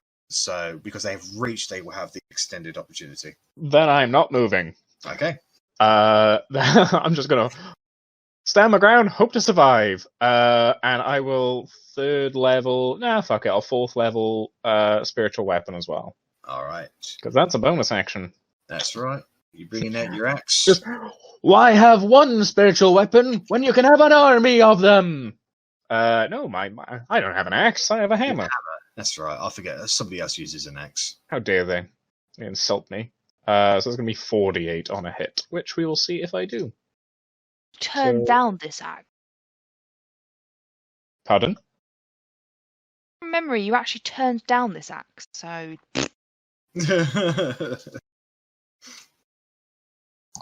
Like, the axe that she has, the HUD, you denied it, so... Yeah, I didn't... yeah, exactly. Not Dwarven. Bonk. I don't know why I clicked weapon twice. racist. Yeah, the attack hits. +3. Wow. Fucking hell. 31. Cleric go burr.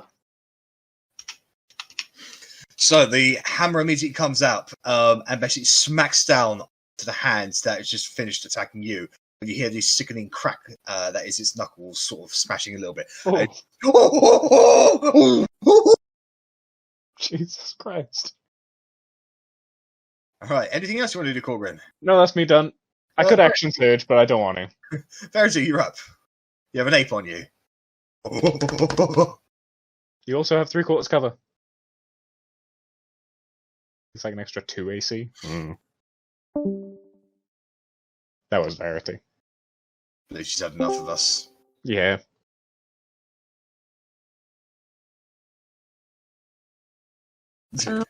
There. Can you guys hear me now? Yep. Indeed. Mm-hmm. So is my bonus action fire step still active?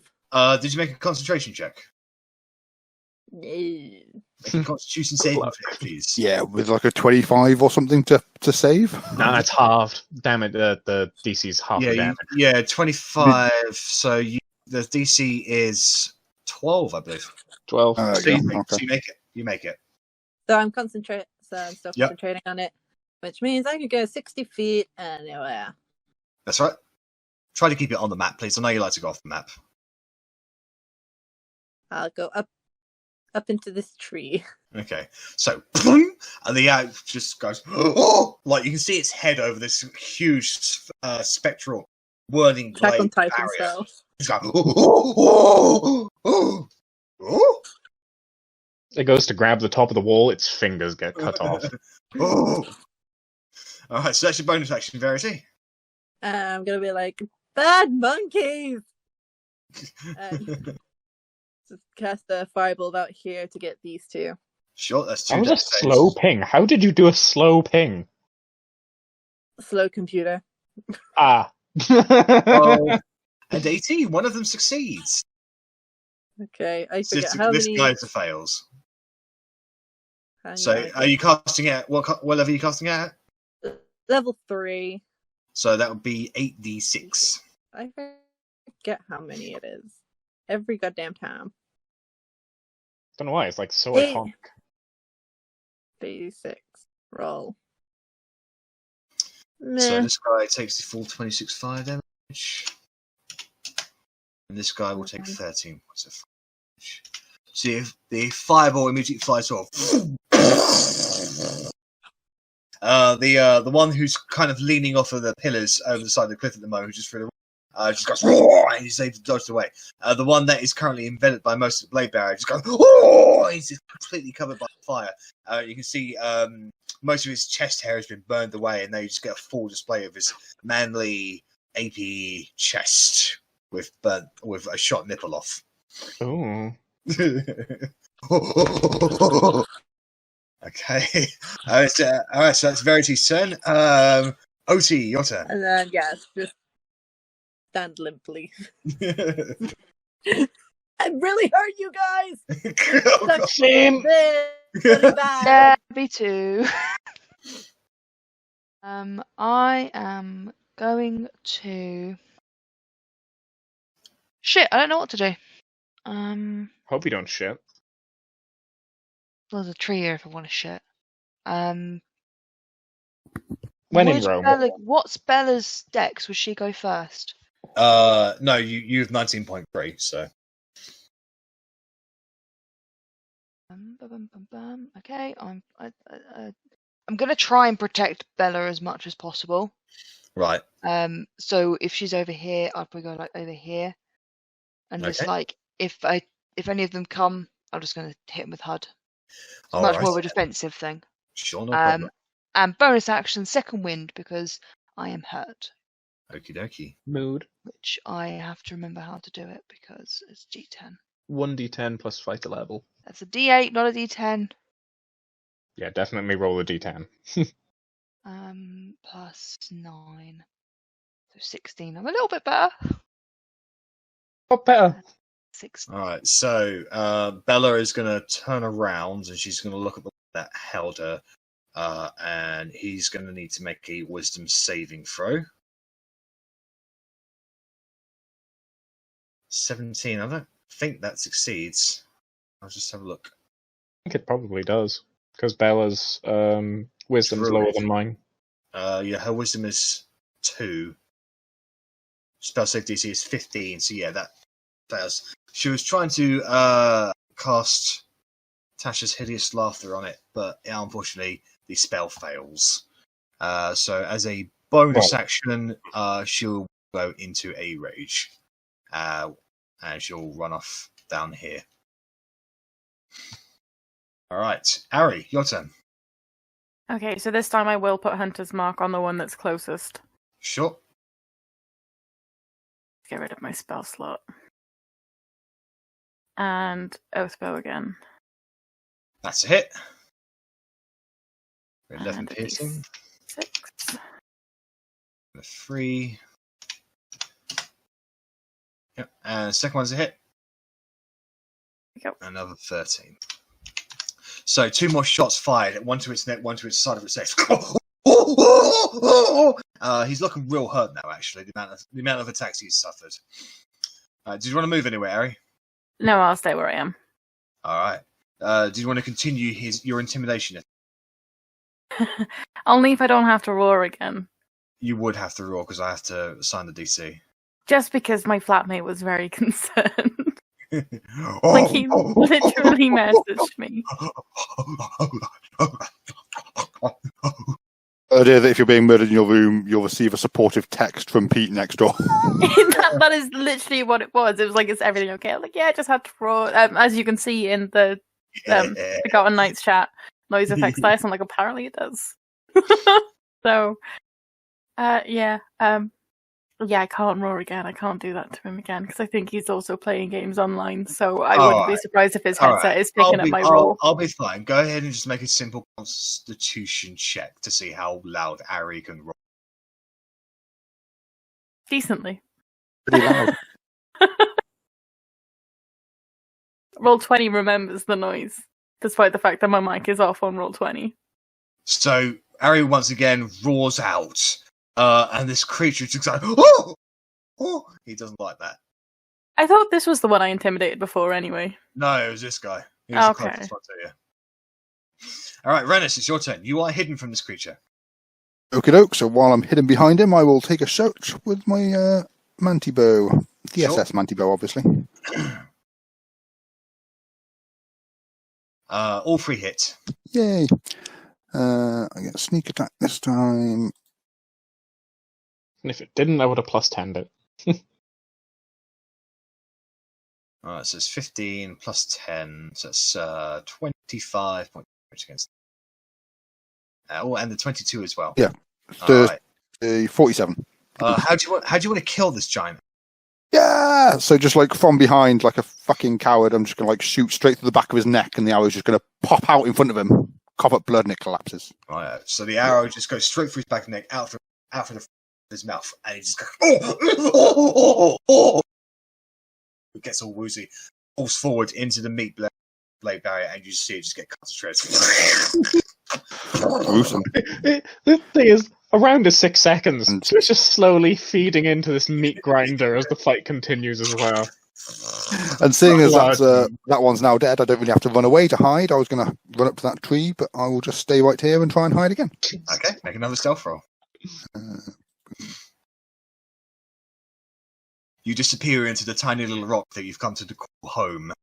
And that's me. Alright, it is the giant ape's turn, so you have to make dexterity saving throws. Is that right? Correct. 1 and 2. Oh my They god! both succeed. They take half damage then, so it's 60-10, I believe. It is. So it's still 37 So damage total. 37, half that. 13, no, not 13, Jesus. That would be 18. 18, Yeah. yeah. That took me far too long. So they immediately get enveloped by this these blades that just start slashing at their chest. They just go, and at this point they will take a standing leap.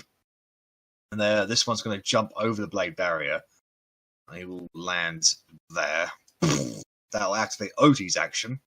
Fucker. Take more 6d10s, you prick. Damn monkey. That's a hit. Both attacks, isn't it? On a held action. Yes. What is that from? I don't know what that other D10 is for, so just ignore it. Rage? Oh, no, it wouldn't be rage, would it? No, it's a D10. Anything? Nothing. Is it? No, I think HUD's just broken. I'm just gonna ignore it. Okay. 2 28. hits. So it's 23 points of slashing damage against him. So you just cut into its leg and he's like, oh. He didn't like that. He's going to look at you, Otti. Bring his 2 fists down onto you. That's a fisting. No, I rolled real low, 12 and 14. Both of those miss. So you're able to basically bring up your shield and blast off the 2 attacks from you. You kind of sink into the ground a bit, but you take no damage whatsoever. This guy will take a standing leap over the blue barrier. And he will go into the tree there. He'll reach down, pick up a rock, and throw it at you, Otti. Because you're the closest. 18. That is a hit. That's 20 bludgeoning damage. Ow. Oh, no, don't take 20 off. No. I've changed it to 20 rather than 40. I'm still hurt, though. Yeah. Alright, Korgrin, it's your turn. Bonus action will be to move spiritual weapon 5 feet and whack with that. I went to my spell section. Hold. It's the dead of night, plus 10, just in case. That's a hit then. Fantastic. It's 4d8, it's worth it.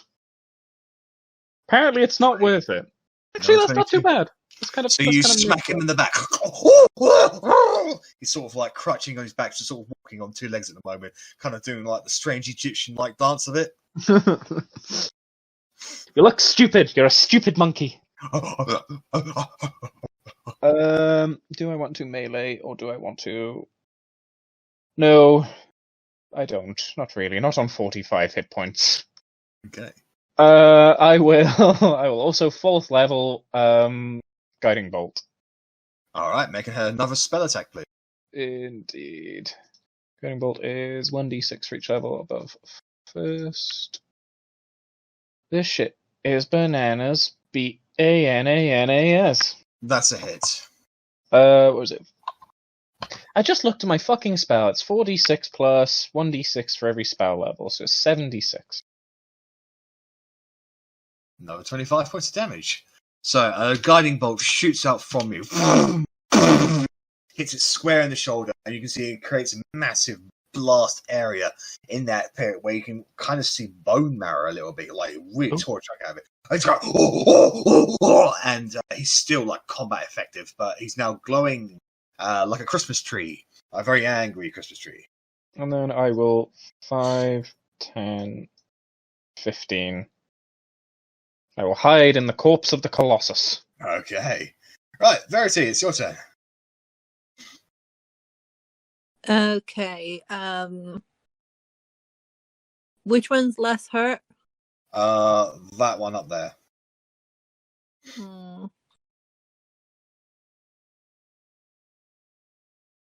Is that the one with guiding bolt on it or no? No, this is the guy with guiding bolt. I will guiding bolt the other one. Okay. Big dick, big dick, big dick. Well, see, I only have like a million spell slots left. And hopefully finishing a long rest. Haha. Yeah. Unfortunately, the long rest has failed. We're gonna take a long rest anyway. Yes, queen. I'm gonna do it. Level 6. All right, do it. Because don't put that amount of effort into your actual spell attack. Put more effort in. There. That's a hit. That's a hit. And roll a d20 for d100. Better not be another 7. So- Technically, it is. oh, you gain resistance to all damage for the next minute. Amazing. So as you cast Nice. Guiding Bolt, you now get enveloped in this spectral kind of ethereal-like shield that just basically becomes a second skin for yourself. You feel like nothing can hurt you. Okay, so Guiding Bolt is 4d6 at level 6. So that's 2, 3, 4, 5, Should be 6. 10? That's another 5. So that's 9. 9. 9d6. Slay Queen. Yeah. 37 points of radiant damage against it. So, almost like Steve's horn appears in your hand and shoots out, and you can hear the unicorn neigh somewhere in the background as it strikes the creature square on in the belly. And he reaches down to sort of grab the horn out of himself. He thinks he yanks it out, opens his hand, and it's not there because it only lasts an instant. It's like, oh! But his belly's glowing now.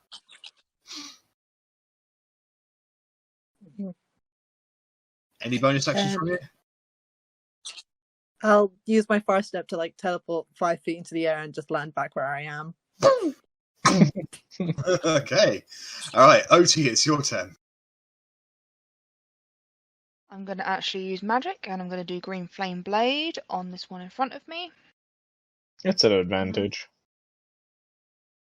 Thank you. It is an extra...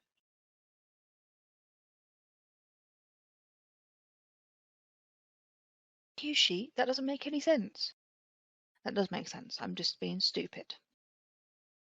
So I'm going to attack the one in front of me with HUD Green Flame Bladed. That's With it. advantage. Well, see if you get the crit. Exactly. Always fish for crits. Still a hit. With the Green Flame Blade.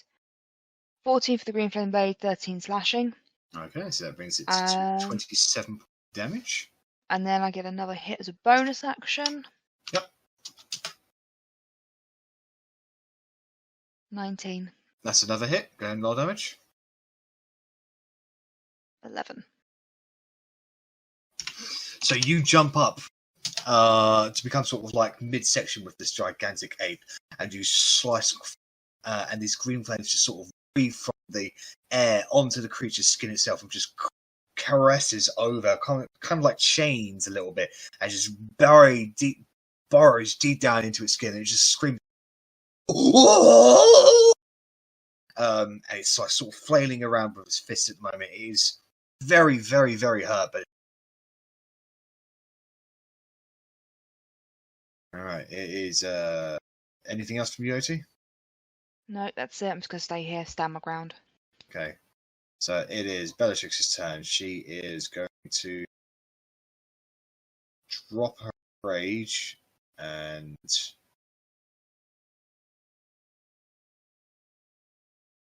she is going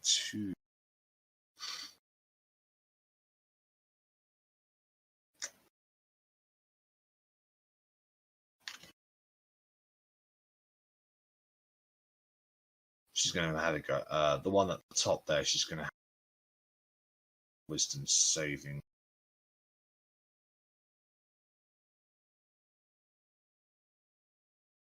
That's a fail.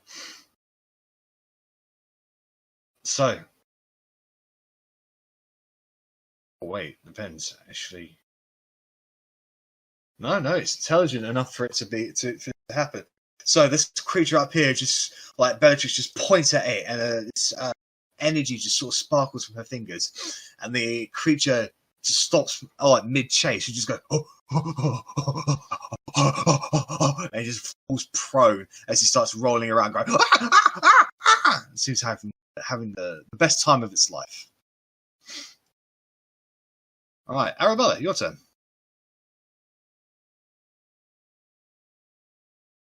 Okay. I'm going to bonus action move my Hunter's Mark to this guy. Okay. Roll 20 is 100% update the pings to go super slow. Mhm. But Yeah, and I'm going to squib him. Let's see what happens there. That's a hit. 11 plus 3, so 14, and then I'll hit him again. No need. How do you want to kill him? Okay, if there's no need. Just an arrow through the eye, brain, poke out the other side. Alright, so as he's sort of flailing around, you line your shot.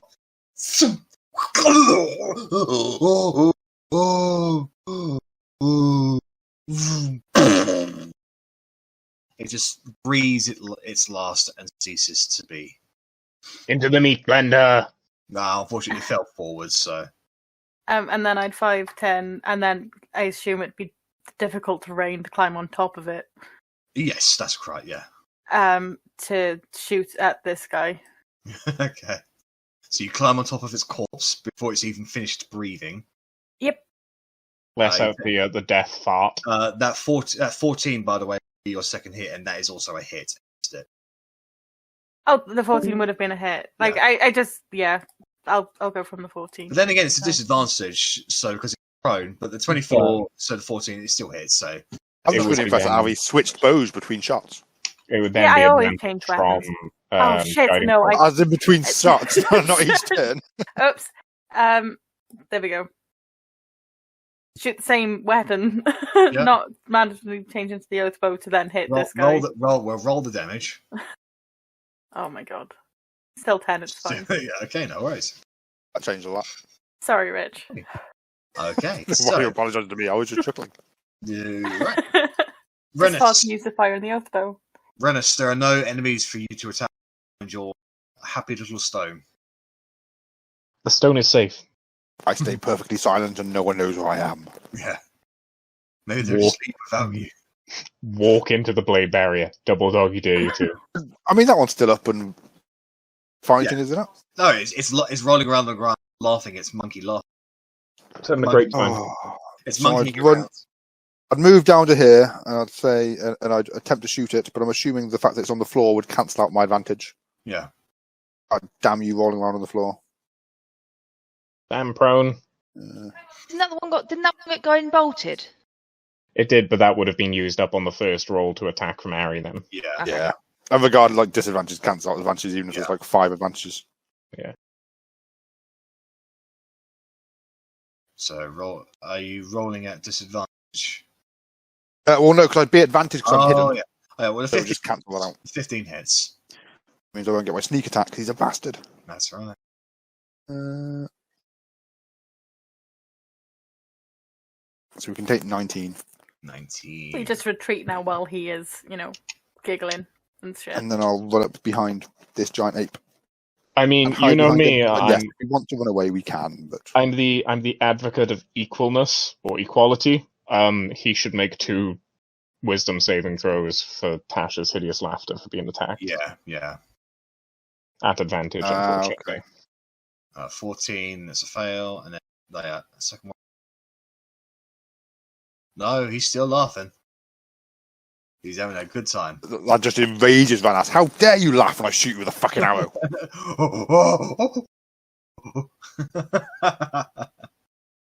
Oh, what a monkey episode. Yes, that's me. Hid behind you, the giant ape. All right, Now so I it's going wait to spend its turn running around laughing. It's going to redo its saving throw. 13. No, it's still laughing. So that brings us to Korgrin.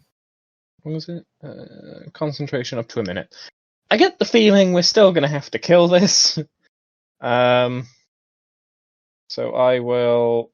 I'll move spiritual weapon forward 20 feet. So like there. You got to hold it down for a long time to make sure that the ping goes through as well. Do I even want to do anything at this distance? Anything is at range.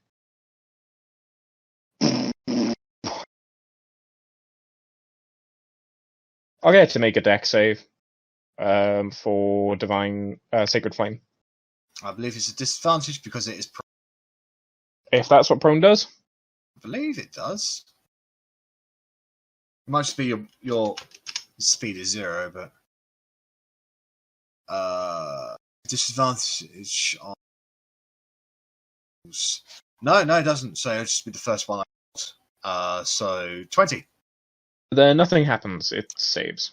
So in the area that the sacred flame begins to form, it rolls over and covers the area with its arse, preventing the flame from actually existing. Smothers it. Just don't fart. And then if you could just move spiritual weapon to there as well. Thanks. It sprouts 2 little legs and starts running. A little hammer. All right, Verity, it's your turn.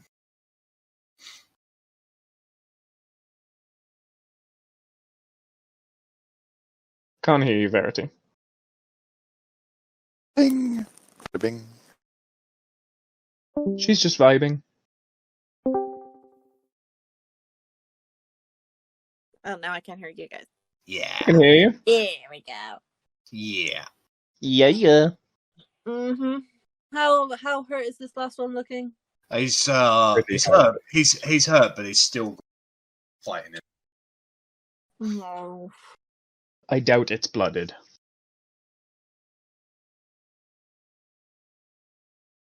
Very But it's doubtful. prone at the moment, isn't it? Yes, it's prone. It Yeah. do.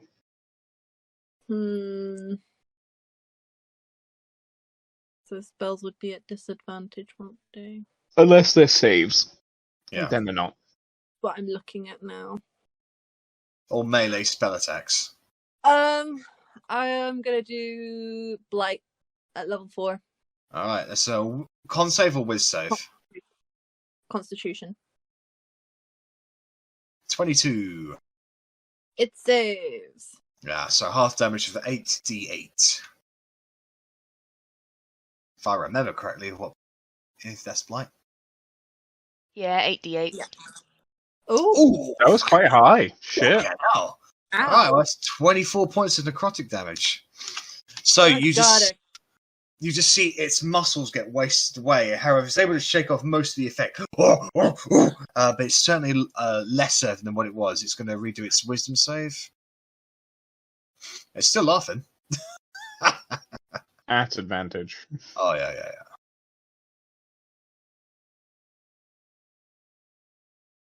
No, that beats her spell save DC. So the creature is no longer live. It's stopped monkeying around now. Now I feel less bad about killing it. All right, Verity, anything else from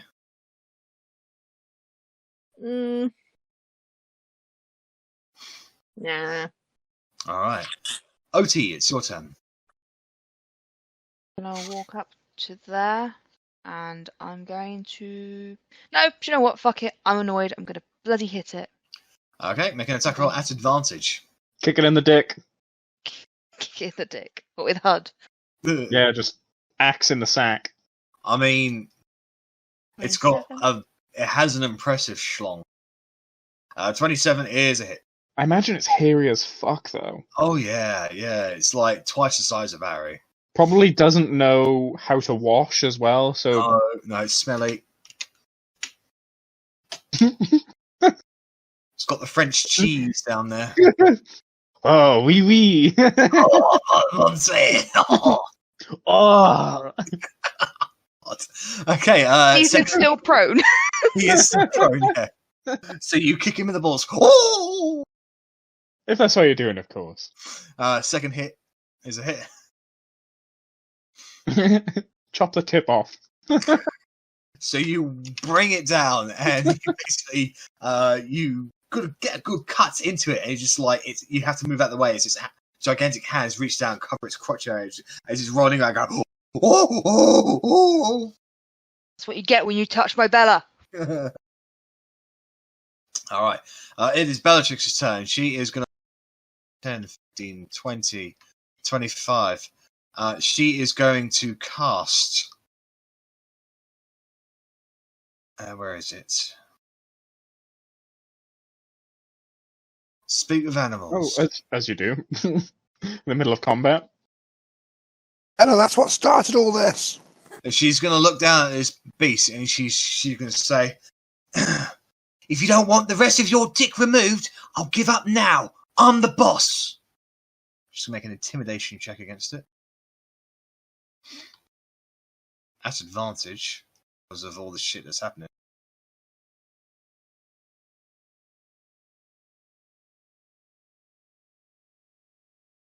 $13.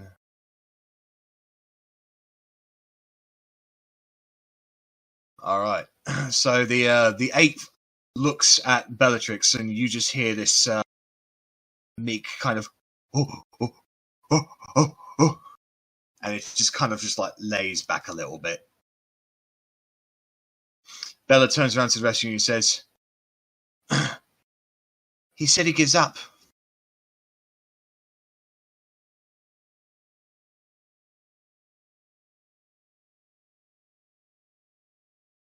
I Arri? restrain from shooting him in the face. Can you tell it to leave? Because I'm very tired. She turns around and just goes to the rest of you in her in ape language. She's basically saying, "Get the fuck out of here and don't ever come back." The giant ape steps up and just goes. It turns to go away. Otti, do you want to take the opportunity attack? No, I trust that Bella's like got it to go away, so no.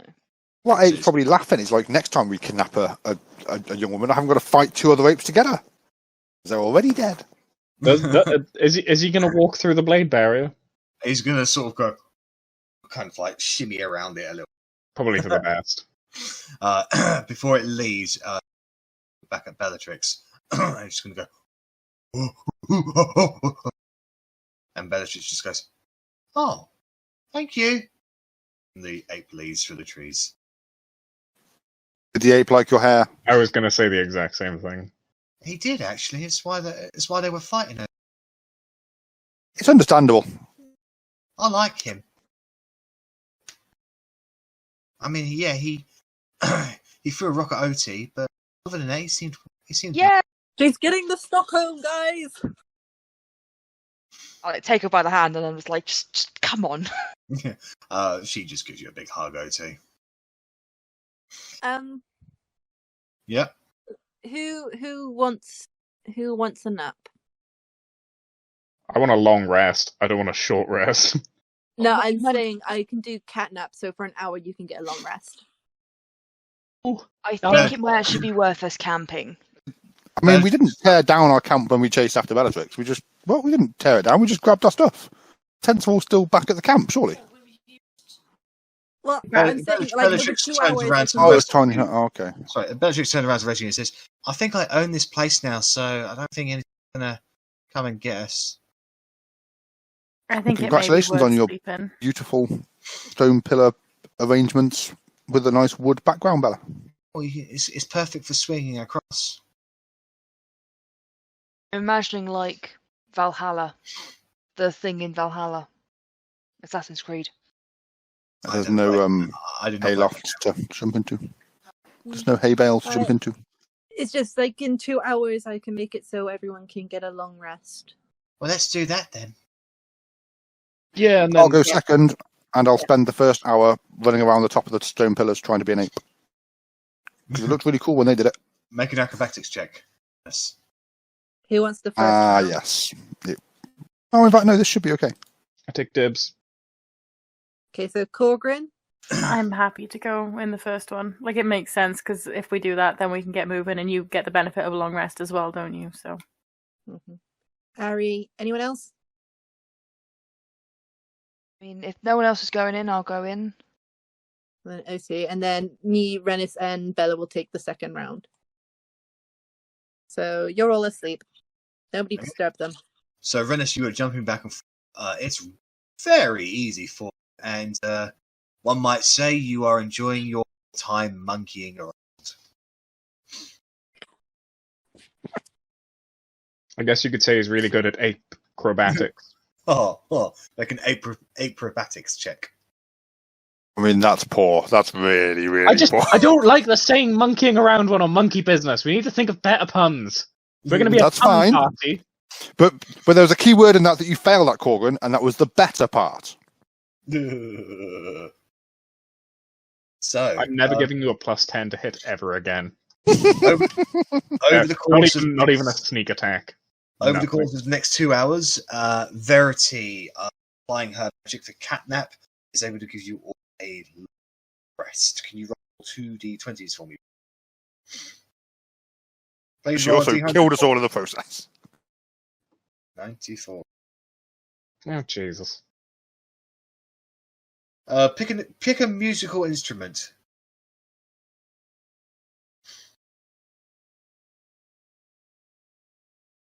An accordion? You are now proficient in a accordion for the next day. Incredible. Guys, we need to find an accordion. Anyone have an accordion?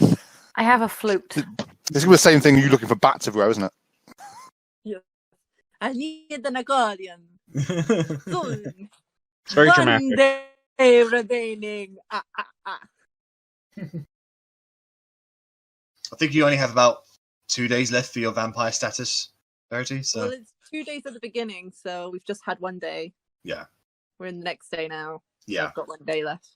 Oh, there we One go. long rest left. Okay, so with magic applied, you guys are able to enjoy the benefits of a long rest, and with that, you get your Oh, things that's 33 hit points. That's a good spell. Yeah, I definitely thought it would be handy. Just not this handy. But, oh well. You guys get your things together and continue on your way. It takes you a little bit. It takes you about an hour of backtracking yourself to get yourself back on going, but you're moving at a relatively fast pace. So, can I get a perception check from the lead and rear guard again, please? Is there only allowed to be one person in each, or could there be two? There could be 2 if you want. Yeah, Could I go back as well Sure. with Otti? sure. Clearly distracted. That's fun. We're just having a natter, just like talking about life. Again, don't trust the trees. I'm now. Korgrin has developed an anti-tree. You know. What comes of living in the cave your whole life? I mean, yes, but clearly there's a reason why the dwarves went underground, and it's because there's just less dangers than in the forest.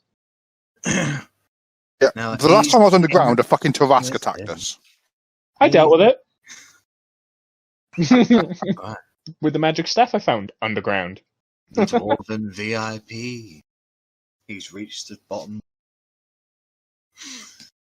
Okay, so Otti and Korgrin, you're quite confident that nothing is following you as you continue through the jungles. Eventually, the trees space out again, and they just become simple minor clusters of forests.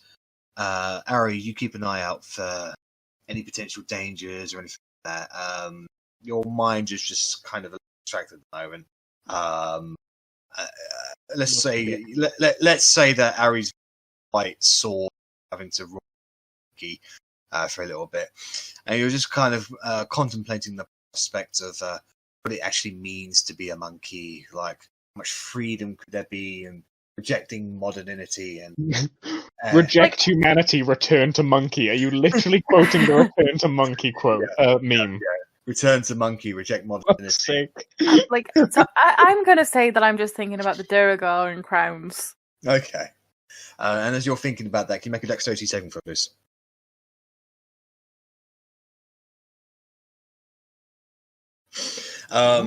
As you sort of you drop down into a pit. However, you're able just to grab onto the side just in time. Whoa! You're able to pull yourself back up, and you look down. Looks like it's a constructed, man-made 10-foot pit trap, probably designed to capture wildlife or something. Well, shit. Okay, get out of the hole. Clearly, I need to pay more attention. Anybody able to walk up front with me? I'm a bit lost in my thoughts today, it seems. I will happily go up front. Thank you. All right, can I get a perception check from Rennas, please? I mean, that's not going to go well, is it? The back is definitely well perceived. Okay. So, with Rennas going up front as well, let's continue away. Aside from the minor potential pit trap, it's a relatively safe and quiet day for you guys. The trees become lesser and lesser until eventually you leave the edge of this forest for the first time in, well, nearly a week. And now you come across effectively long meadows and plains. The grass here is kind of weedy and tufty a little bit, rather brownish. Think like just like fields in autumn. Like it's kind of like brownish a little bit. Like there's like patches of grey and dirt here, but mainly it's just unkempt land around this particular area. You know that you entered the Ashen. This particular area of Windwood is, as far as you know, generally uninhabited. There are a few fishing villages along the coast, but not enough to justify any means of actual settlement or anything like that. Any villages or settlements out in this particular area provide Maltokio with a tribute, very much of how Oakenheath provided Brian with tribute for the capital. But you don't meet any of them on your journeys. And you continue on for the rest of the day until eventually you have come to the end of the day. The sun begins to set. The stars start to sparkle, and you have a good view of the ocean out towards the south. How far along the coast do you want to travel? Like on the like on the beach itself, or just like a few miles away? Beach fun, definitely. Far. Korgrin doesn't trust the ocean. Or the trees. Yeah. They speak Vietnamese? Oh, we're heading to mountain soon, so I'm going to enjoy the beach while we can. Alongside the beach, not on the sand though. Sand slows down. Gets in, not that I'd know, but gets in all sorts of places. Use my bonus action to run every 6 seconds so that I can keep up with everyone else, not on the sand. Wait. Wouldn't you be faster than everyone else, though? Oh, okay, then every 5 turns or 6 turns or however slow I am, I can stay on the beach. Okay, I get you. I get you now. I imagine as we see the beach, we would explain stories of sand getting everywhere. So. Yeah. Oh, I love the Korgrin would beach eventually too. know. Oh no, not in the beard! Oh, it's dreadful! Keep it away from me. In every form of hair that grows from when you were a teenager. Everywhere. Dwarves are normally born with a little bit of hair everywhere, if I'm being completely honest. With a hairy bunch. Bella is like shocked. She says, "Even the toe hair." Especially the toe hair. Oh no. You've been to the beach with us. I don't know why you're surprised. Oh yeah. Oops.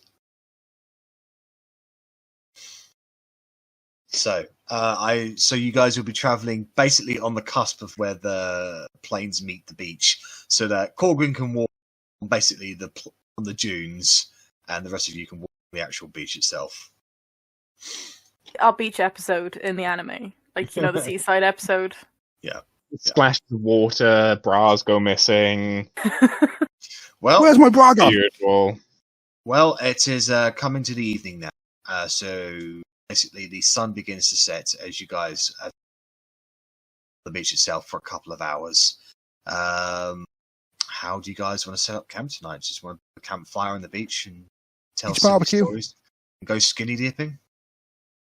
Fire on the beach. Tell stories. Maybe skinny dipping. See how much ale Larry drinks from the flask. The sea looks too cold for skinny dipping. That would be embarrassed. See how much ale Arri and Rennas drink from the flask, because let's be fair, we're going to be sharing. It's me and you after all. It's a beach barbecue. You've got to. Exactly.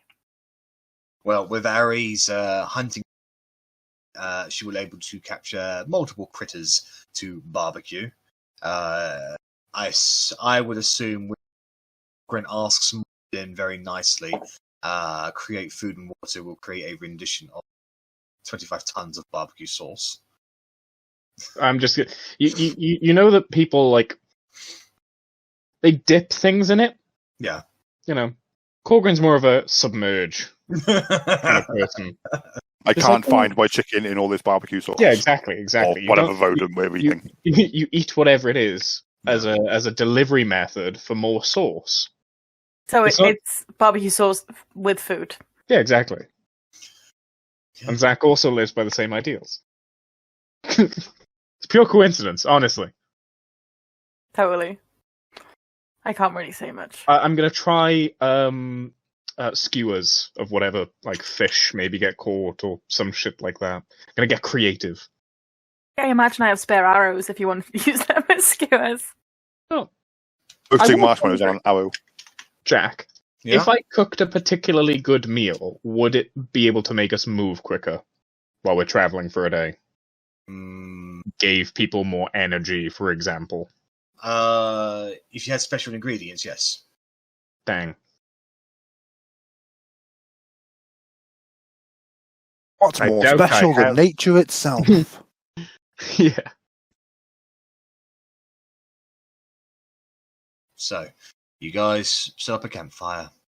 You already get a couple of critters, some rabbits, a few squirrels. For the vegans, you get some fish. Drugs aren't special ingredients. I now Wrong. need to type that. And False. you're right. With the smell of nice food, you're able to coerce Korgrin down from the dunes onto the beach to sit down with the rest of you. I'm cooking! Oh, there we go. To- They So- come up on the dunes! No, we are on the beach. We're not moving from the beach. You can go back down to the beach with your food. I make sand angels. I'm like, I'm not Sounds moving, Mum. You horrific. can't make me. That sounds absolutely horrific. Bella will go up behind you, Korgrin, and just gently push you down the dune, so you start sliding. No, no, no! I will knock all over this food! Okay. I resist. So- All right. Make an opposed athletics check then. Fuck. She's better at this than I am. With a 9, that's not exactly. That wasn't too hard to beat. Like it looks impressive, but with a +9, a 21 isn't that great. Evidently, and I'm being pushed towards the fucking beat. So yeah, she basically just like gets your shield, puts you underneath it, and basically treats it like those sand, like Sand sledding. slides. And she just pushes you down. You go, you slide down the beach. Grabbing onto sand, but obviously it's just going through my fingers. Yep. You come to a stop near the campfire with the rest of them as Bella comes sliding down after you, covered in sand, just laughing her head off. Going to take me weeks to get this sand out of my beard. Don't worry, there's water over there. And she just slaps you on I the don't. like, sand, just goes from your face. Why? The food's back up there too, so now we've got to go back up. Fair, if I was the one who caught the food, I would have had a fire on the beach and cooked it on there, and you just would have been looking like, I can cook that food so much better. Yeah, basically. You can't retcon already cooked food. Like, technically, Verity- you didn't ask where I was going to bring it. You didn't specify, and I've been cooking recently. You didn't specify before you said you weren't on the beach. I literally I- said To I be was fair, cooking up you on the definitely food. specified beach barbecue, and then you said you're cooking. Now, if you're cooking at a beach barbecue, I would expect you to be at the fucking beach. I'm gonna go with Exactly. the group majority on this one. I'm livid. So you find yourselves all on the beach with a fire. The stars are quite prevalent tonight with as well. So the beach is lit up, lots of light around. Smells nice. It feels good. It feels peaceful. You're probably the only sentient creatures around a long, long time. maybe nobody will ever find you here. This is just sort of things Till we get scryed on. sort of just go through your head. You weren't scryed on this morning, so We got a day break. so anything you guys want to RP the beach? Than the forcing Korgrin to enjoy the beach scenario. Korgrin magically pulls out a Kiss the Cook apron. You don't know where it's come from. You don't know how he got it, but he's got it. Oh, I give Korgrin a kiss. Is it on the lips? I can't find your lips in all your beard. Like on the top of a beard. Roll an investigation check. If you want these lips, you gotta fucking find them. But no, yeah, chilling out around the fire, drinking some mead or some ale, whatever we've got. Yeah. And enjoying some tasty Arri caught critters. There we go. I caught Korgrin cooked deliciousness. Yay! This is A and K, you know? Way better than M&S. Yeah, because you're not suing Aldi. Oh, are they really? See don't that know. over Caterpillar or but something. Colin the Caterpillar that every fucking supermarket has. For some reason, Aldi is who's getting sued over that. I mean, it does look more similar than the others, but I mean, how many variations of Caterpillar cake can there be before there are two that look the same? Just get a fucking life, M&S.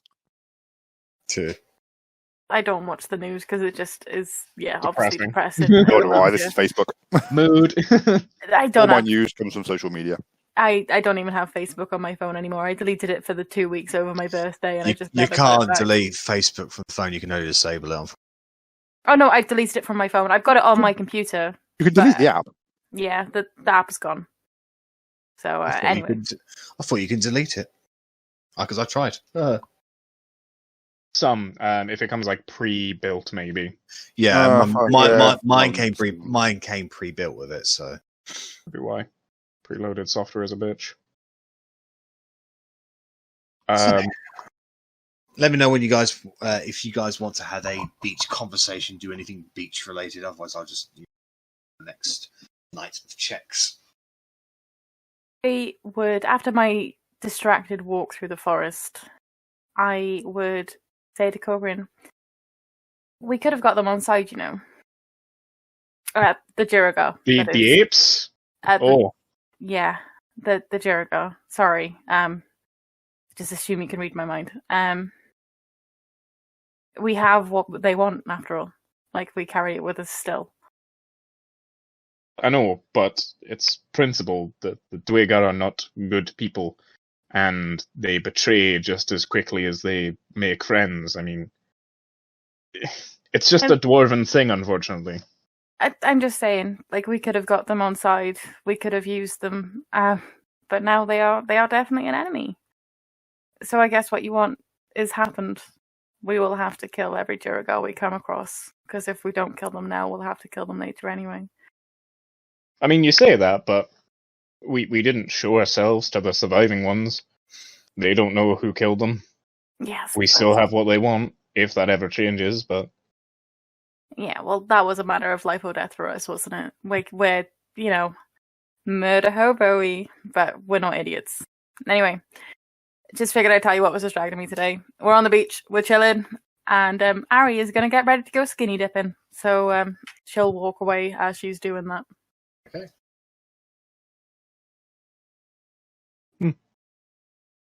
I'll shout back, feel free to join. Why not? After that face that Zach just pulled. Korgrin doesn't trust the ocean. I don't see anybody, so I didn't see Zach's. Oh, that's a shame. Titties would not get Korgrin into the ocean. He That would was wait for the fine. titties to come. Korgrin has problems. Well, Bella's pretty fun-loving, so I think she will join. Would be back at the whole I'm- party as I'm going to the ocean. Just feel free to join. Oh, I'm going. Nice. I mean, there's now 3 naked females in the sea. I'm clearly going. I wouldn't have gone before, but All right, so Is Verity allowed to skinny dip? I'm not asking as a I want this. I'm just curious. Like, would There's Verity be allowed to? There's no- Arri would be the only one who would probably stop it, but Arri would allow it because, as far as she's concerned, Verity is an adult now. Like, regardless of age, she's gone through so much shit. She's basically 27. Yeah, so Verity is making swirl. But if she wants to make swirls in the sand with Mage Hand instead, that is fine. Much more innocent. Yeah. So, Rennas, Arri, Otti, and Bellatrix, and I apologise if this Bellatrix would do, Lesley, but you're not here, so basically strip off and just head out into the water. And as soon as it touches your skin, oh shit, that's cold. Yes, it is. But I stripped off everything but my gloves because my gloves are the gloves of climbing and swimming. So save them going in the water just in case. yeah, but it still makes it cold. Yes, but I can swim. Yeah, you can swim, but it's still fucking cold. And oh boy, does it fucking wake you up. But no, it's just the drink, the food, the sheer fact that you have freedom and there's no body trying to actively kill you at the moment as well. It's just you have that moment. That does make a nice change. Can we just not bleed in the sea, please, to attract any sea monsters? Well, I just don't think anybody's bleeding. Everyone. You cut yourselves. I am literally just like whoosh at everyone because I can't go in too deep because, short as fuck. Yeah. Like when she gets neck deep, everybody's only like 5 deep. So, Bellatrix will sit down. I am definitely deeper than thigh deep. Well, Bellatrix will lie down. So basically, she's kind of like her head is like her body's submerged underneath the water. Her head is like just beside Arrabella. She doesn't want you to feel left out. So. I'm going to go out for a little bit of a swim a little bit further out just to kind of like remember how to swim and just like practice a little bit of swimming and then just come back. Okay. So, as you guys enjoy your skinny dipping, probably about 10 minutes into it, you notice out on the water there are some sprays, maybe about 50 feet, 200 feet away from you, in the water itself. Just peering out there. Bellatrix and Korgrin, with Korgrin's dark vision and his perception, best you can tell, it's probably some form of whale out there. I know what a whale is.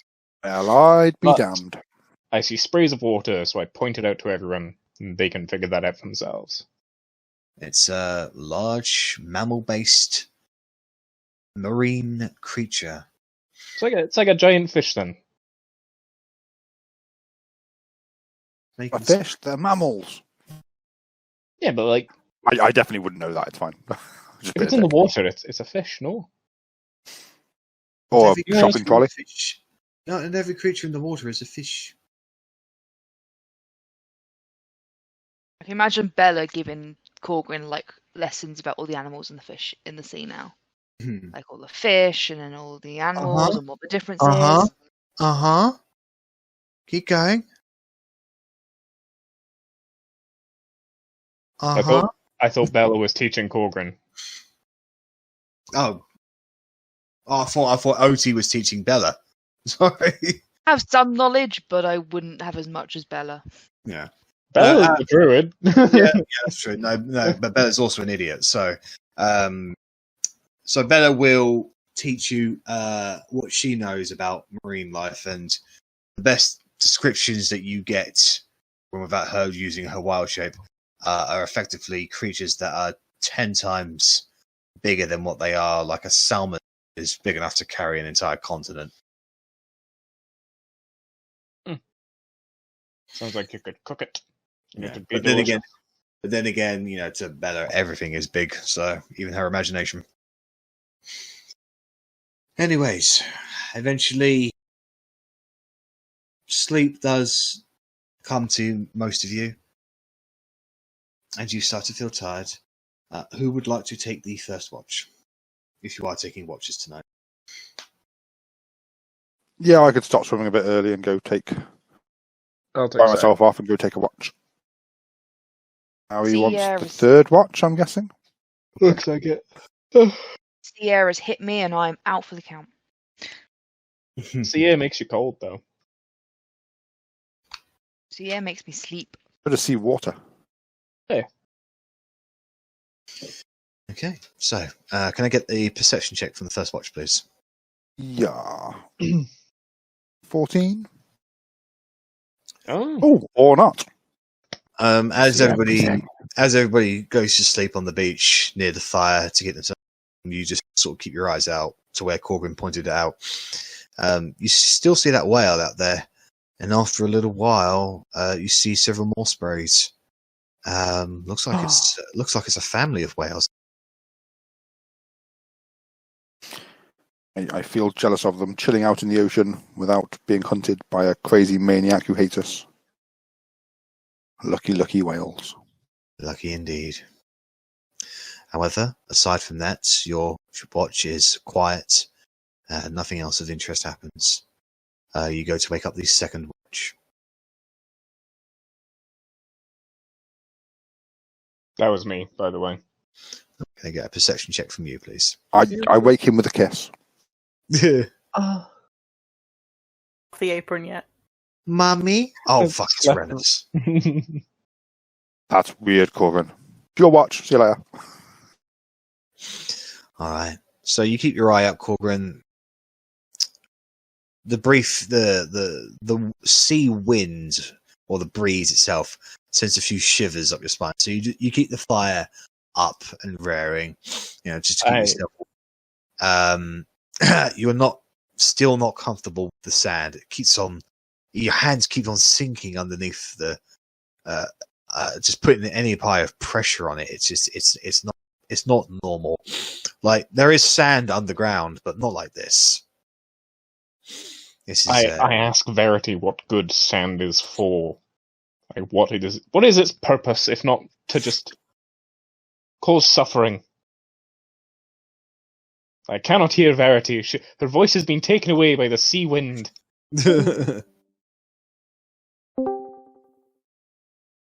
Hello. Her voice returns on the sea wind. It can become glass.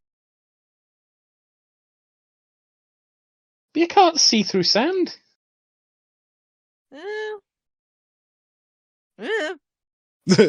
Can you make anything with it? With glass? No, with sand, like as it is. Is it good for Maybe building? You can make a sandcastle. How'd you do that?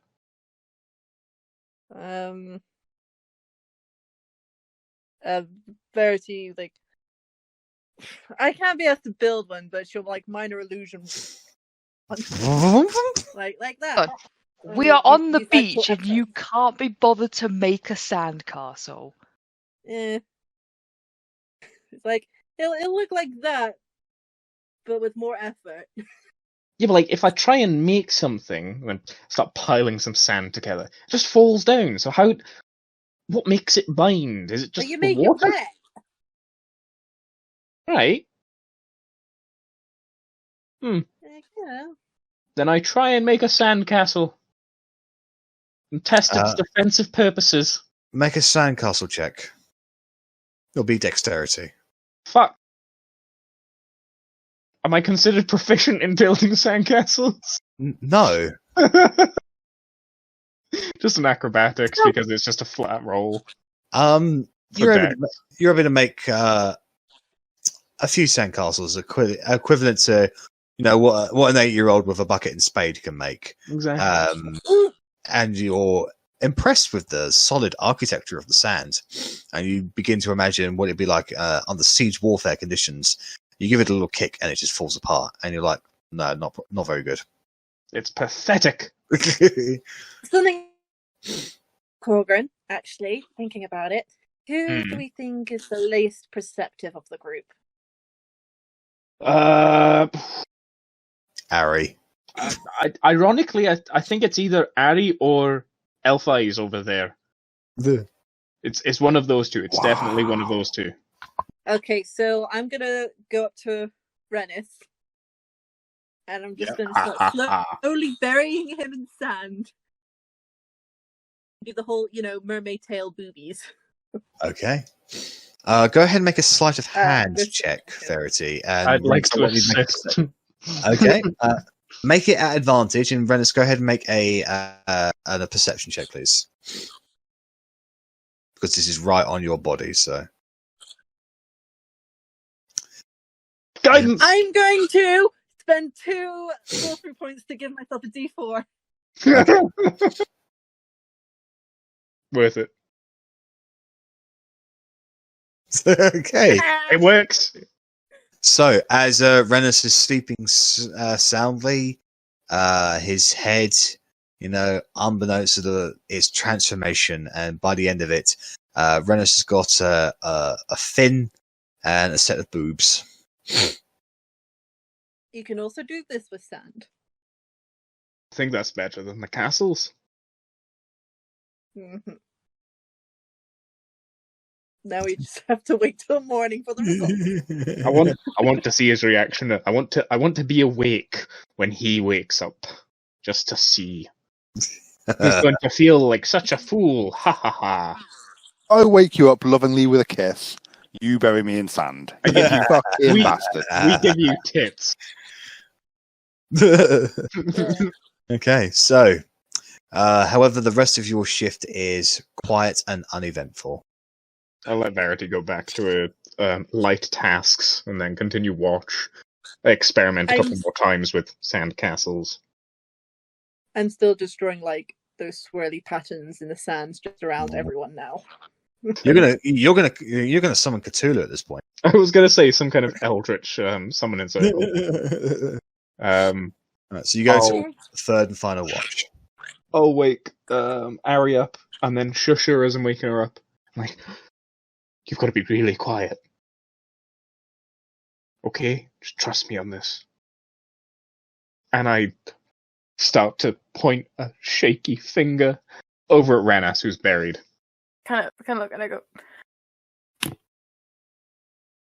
I put a hand over your hand as well. What did you do? Arri, your heart skips a beat as Korgrin holds your hand. Oh, do that to me.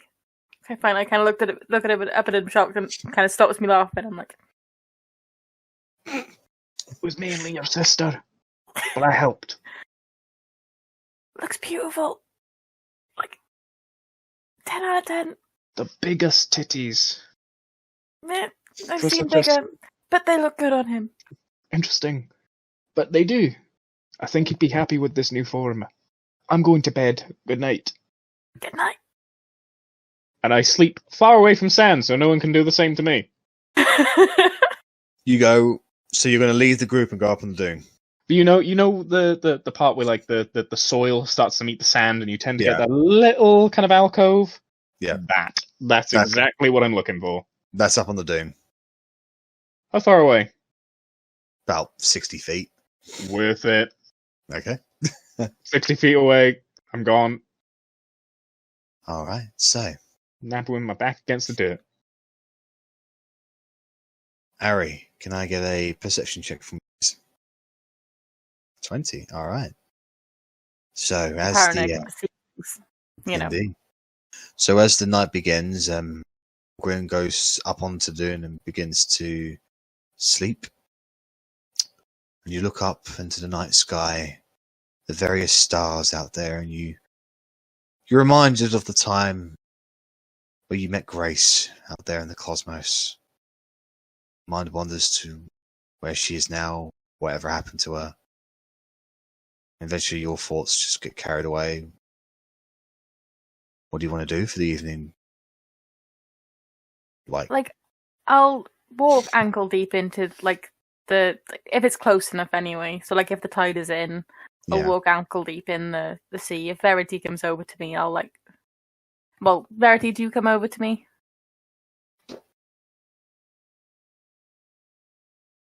I'm summoning Cthulhu, bitch. If it's close enough, then I'll I'll talk to her about like just getting a boat and sailing away and just leaving everything, like just leaving Windward and just starting new somewhere else. But like, there's crap here. There's crap bound to be anywhere. Is it going to be crap that is trying to hunt us down and kill us, though? I mean, eventually it might. I can't even deny that. God knows where. Clearly, there's magic of some sort in our blood, and yeah. I Okay, mean, with your personality and my winning skills, yeah, I can be good. I can be nice. Like, I've stopped trying to shoot people every time I meet. Like, you know, so whenever I it's a meet them now. choice. Like, we're more likely to make enemies with your random fireballs. That's like what kind I'm of saying. Winning combo. pat the singed hair from earlier this evening. Well, Last night. yeah, like last night. Just okay, maybe like we can sort this mess out though. Yeah, Maybe. sort it out or die trying. Poor joke. I know, and I'll kick the water. Yeah, very insensitive considering it Verity. Wait, I have what? no idea what you just said. Very insensitive considering that Verity has died. She has, hasn't she? Like, technically, I have twice. too. I have died too. When did you die? When I jumped off a fucking cliff into the void. That was an act of sacrifice that you didn't die. Like, for all intents and purposes, I died. Everybody thought I died. Yeah, everybody. And I could have died. You could have died, yes. Yeah, so for all intents and purposes, I've died. And I've also gone into far too many rounds where there are dead. Because I also followed Loic into the round where there are dead. Oh yeah, well you jumped into the realm of what's his name? Ezekiel. Yeah, so, you know. Like, I haven't literally died, but I might as well have at least twice. I mean, I guess it's try, or Rennas will die trying. I think the most likely to go first. Yeah, I'm really surprised he hasn't died already. Like, he's definitely had a lot of close calls. And I'm not like... Sorry, Rennas, I'm not digging on you, I just thought like... Yeah, it's fine. Rennas I just realised I pranked you and now I'm being cheaty. Oh, not good.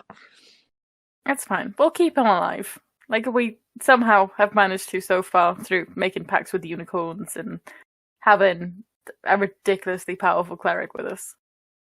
Oh no. One who snores far too loudly. I'm quite happy that he does he realise sleeps that I away can... from the group. Oh, fuck. He does realise that. Oh, he does realise that I can prestidigitation the sand out of his beard at the end of all this, right? Sure, like, he probably could so too. anal. Huh? Like, I'm surprised he's left the underground, to be honest. He seems to be very genuinely afraid of floating off into the sky. Dwarf physics are weird. Like, dwarves are weird, let's be fair. Ugh. Like, even Travik wasn't this bad.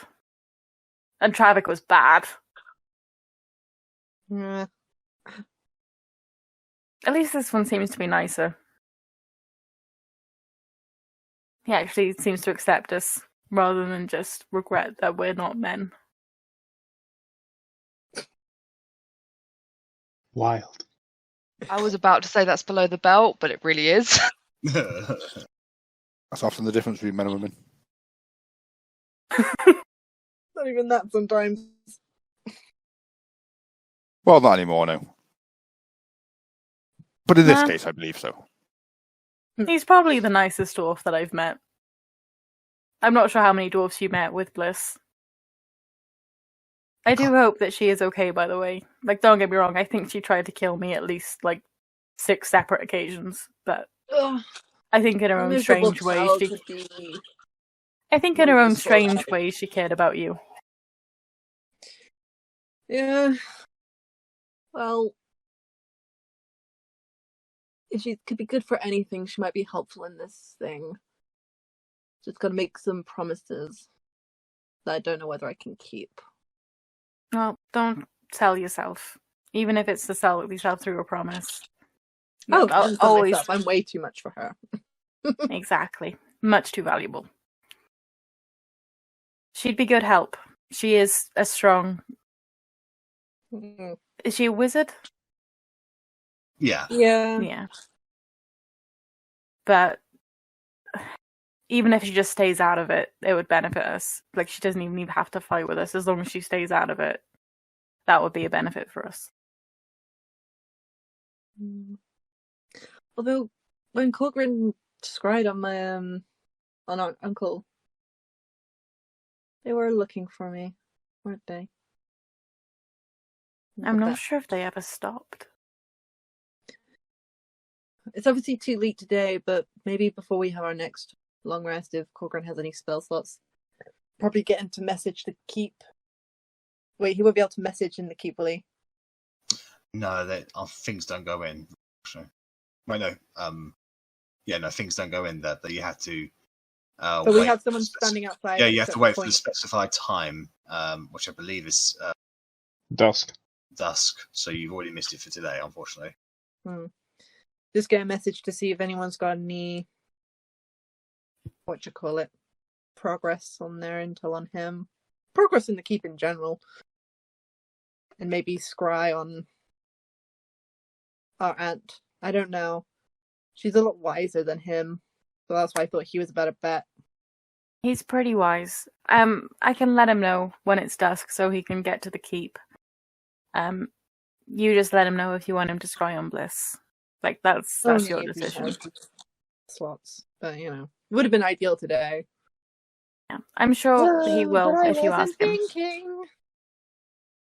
We've got a lot to think about. And we did randomly battle 3 giant apes today, so... But we technically had a catnap. Ugh.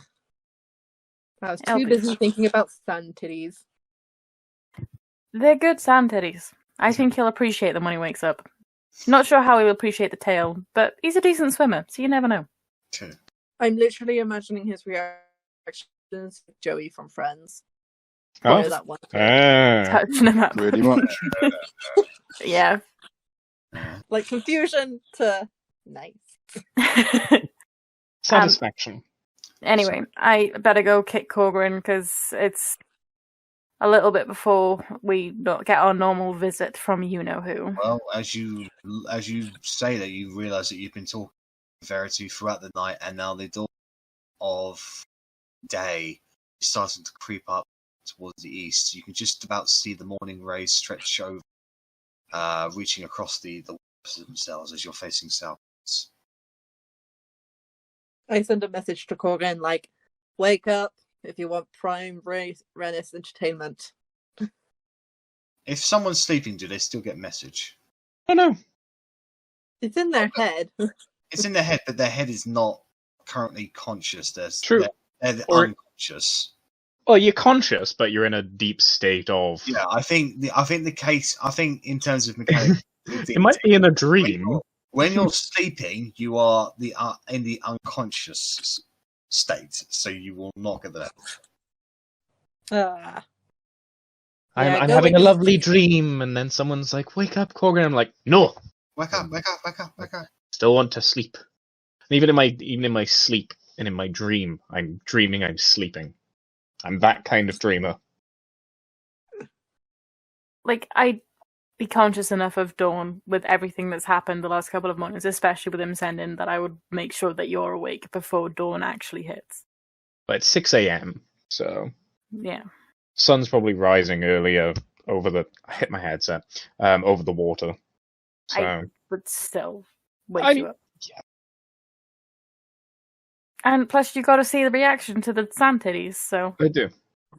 So, as everybody comes to consciousness, Korgrin is woken up a little bit earlier, so he can get ready. Rennas, I get ready. Rennas, you're snug. You've been dreaming away. Lovely and warm. I'm the warmest I've been in ages. And honestly, you feel wrapped up in a lovely bundle. You really do. And that's when you realise that you can't move very well. You open your eyes a little bit, and it's all blurry-eyed. And you look down, and you have tits. Fuck! Just a whistle. Just great rack. Honestly, great rack. I'm just sitting there, like, half kicking my feet in the sand that can't move. It's like, ah! Then I just, like, kind of, meh, fine, looks good, well done, and I just put my head back. All right. So, accepting his fate, Rennas is now I'm trapped forever. He's reclaimed by the sea. Also, if it's 6 o'clock, if everyone else leaves right now and Dickhead scries on me, this is what he sees. True. However, assuming it comes around, I'll beacon of hope. If we're going to get scryed on. Well, it's probably if you're with Arri's keen mind, she can tell you've probably about got a minute before 6 o'clock. I wait till 6 seconds before, and then I cast it. Okay. So you cast it, and you are enveloped. You wait. That beacon gives me hope that I can escape from this sand. No, you can't. This is your lifetime.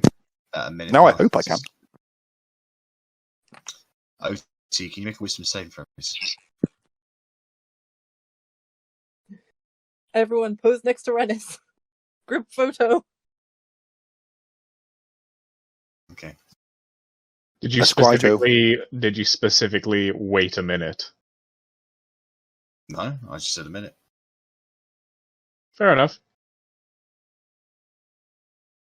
Why do you have advantage on wisdom saves, Otti? Beacon of hope. Oh yeah. The whole reason I get up. did it. Oh yeah. I thought that was. I did it. It came through really slowly. I was like, "Are you kidding me?" All right. So, Otti, you sense something is watching you.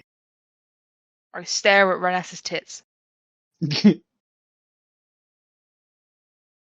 They watch you for about a minute, 2 minutes, and then you get that feeling that whatever is watching you stops. Otti, you're really focusing on those tits there. Did we Well, they're actually nice tits. One of it. after yours? Like, do we need to apologize? I don't say anything. I'm just staring at these tits. Now we know what she sees in Bella. Jesus Christ. Sorry, I had this strange feeling that someone was watching me. Oh. And because someone's watching you, you just get to stare at my tits? How outrageous. How think dare we you need to treat move him like a piece of meat? He is more than that. He's a meat that flings arrows. Well, Yes. And sometimes. hides occasionally. He's very sneaky too. Sometimes. Based on where we are on the beach, does it just look like a beach for miles? It could be anywhere. Yes. Yeah, it could be anywhere. Okay. That's good.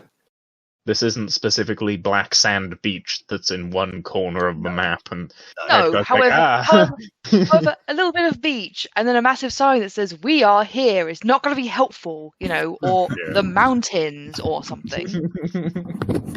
Fuck's sake, Korgrin. I mean, for all he knows, we could be heading off to sea. Hey, that's What we can see, CC. It's a good idea. It's a very good idea. Let's go, Korgrin. Let's get a boat and just sail up. absolutely Let's no. sail away. I said the idea that he thinks that we're going to sea, not actually going to sea. Do you have a problem with the sea? Yes. What's wrong with the sea? I don't want to drown. There's a lot of water, and it doesn't seem to end. And at some point. If it ends so far away that I can't see it, I don't want to go into it. You mean, it's like a giant soup. And I don't want to be the croutons? Croutons float. Pretty sure after a while they sink. 'Cause Mm. They soak up the juice, Pretty sure, anyway. Croutons float. Croutons! Korgrin, you make no sense. But what about the adventure on the other side of the sea? Plenty of adventure here. We've got people to save. Fine. I like the sea. I like the beach. Well, when we're done, you can retire next to the beach. You have a beach house. I'll build it myself. How's that sound? Pinky swear. I don't know what a pinky swear is, but I Give me assume your pinky, I will show you. I'll give you my pinky. And I pinky swear that you're going to make me a beach house. Means that you are Alright. legally binding to make me a beach house now. You promised. I mean, I've given you my word, and that seems to have some kind of meaning, the gesture, so sure, let's go with that. I'll make you a beach house if we survive. And we get to retire. So, party Guys, spends another 30 minutes on the beach, and none of you get any messages or anything like that. So you get your things together. Verity was going to say something. So, yeah.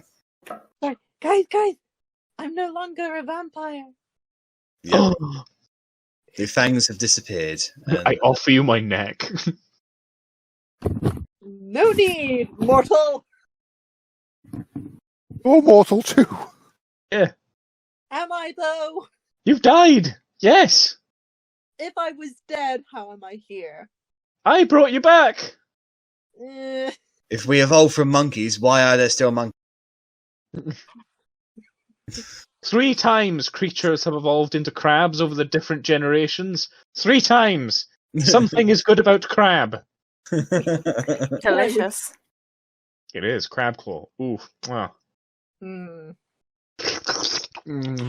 Just seafood is good. Mm. Korgrin doesn't say that, Zach says that. I So- have no idea what I've walked into, but yeah, that is my input. So, the party gets their things together and begins on their journey. Can I get perception checks from the front and rear guys? Moving at the same pace again, is that right? I'll go front this time. I was going to say, I won't be front anymore. We're out of my terrain, so I'll be middle. True. Yeah, we're getting close to mountains now. I mean, you can see the Ashen Mountains in the distance, so... If I could have a favourite terrain... Never mind, we don't really need perception Well, checks. Well, Oti's Still in buried the in the beach, wondering if anyone's going to dig me up. I'm at the back. I'm still watching the beach. I'm very upset we're leaving it. I've put a little bit of sand in my back pocket, and I'm kind of. Oh, that sounds walking. horrific. That sounds absolutely horrific. Oh, I think it sounds cute. I was in the sand in my whole armor. Everything is covered in sand, and I'm just yeah, I'm happy. I've got my comb out, I'm brushing my beard. I used prestidigitation on Korgrin's beard. And just... I throw more sand in Korgrin's beard. Sand Oh, It'll be a This very is a long cantrip. I journey can of do that. this as many times as I want, Korgrin. Stop getting sad. We're on a beach. I could do this as many times as I want. it's just No, the, we can't leave the beach. it's the thought. I take a handful of pocket sand. Pocket sand! You have to now use that in combat at some point, just so you're now obligated to Sounds use it good. to disengage from combat. Okay, so keeping a good, clean eye out on both sides, you're able to travel across the Ashen Mountain, the Ashen Plain, until you get to more rocky, craggy areas. And as you continue onwards, that's when you get well within eyesight the monolithic sort of natural barrier that separates this side of the next side. If you crossed over these mountains, on the other side, you would be in the Brokenlands. Looking up to these mountains, you can see the clouds above them, the occasional flashes of light, and the black nature of the actual mountains themselves. You spend the day just getting closer and closer until eventually, at the very cusp of it, at the end, you reached the Ashen Mountains. The one thing you'll notice more than anything else is it starts once you get to a certain peak. it starts pelting it down with rain constantly, as well as the occasional flashes of lightning.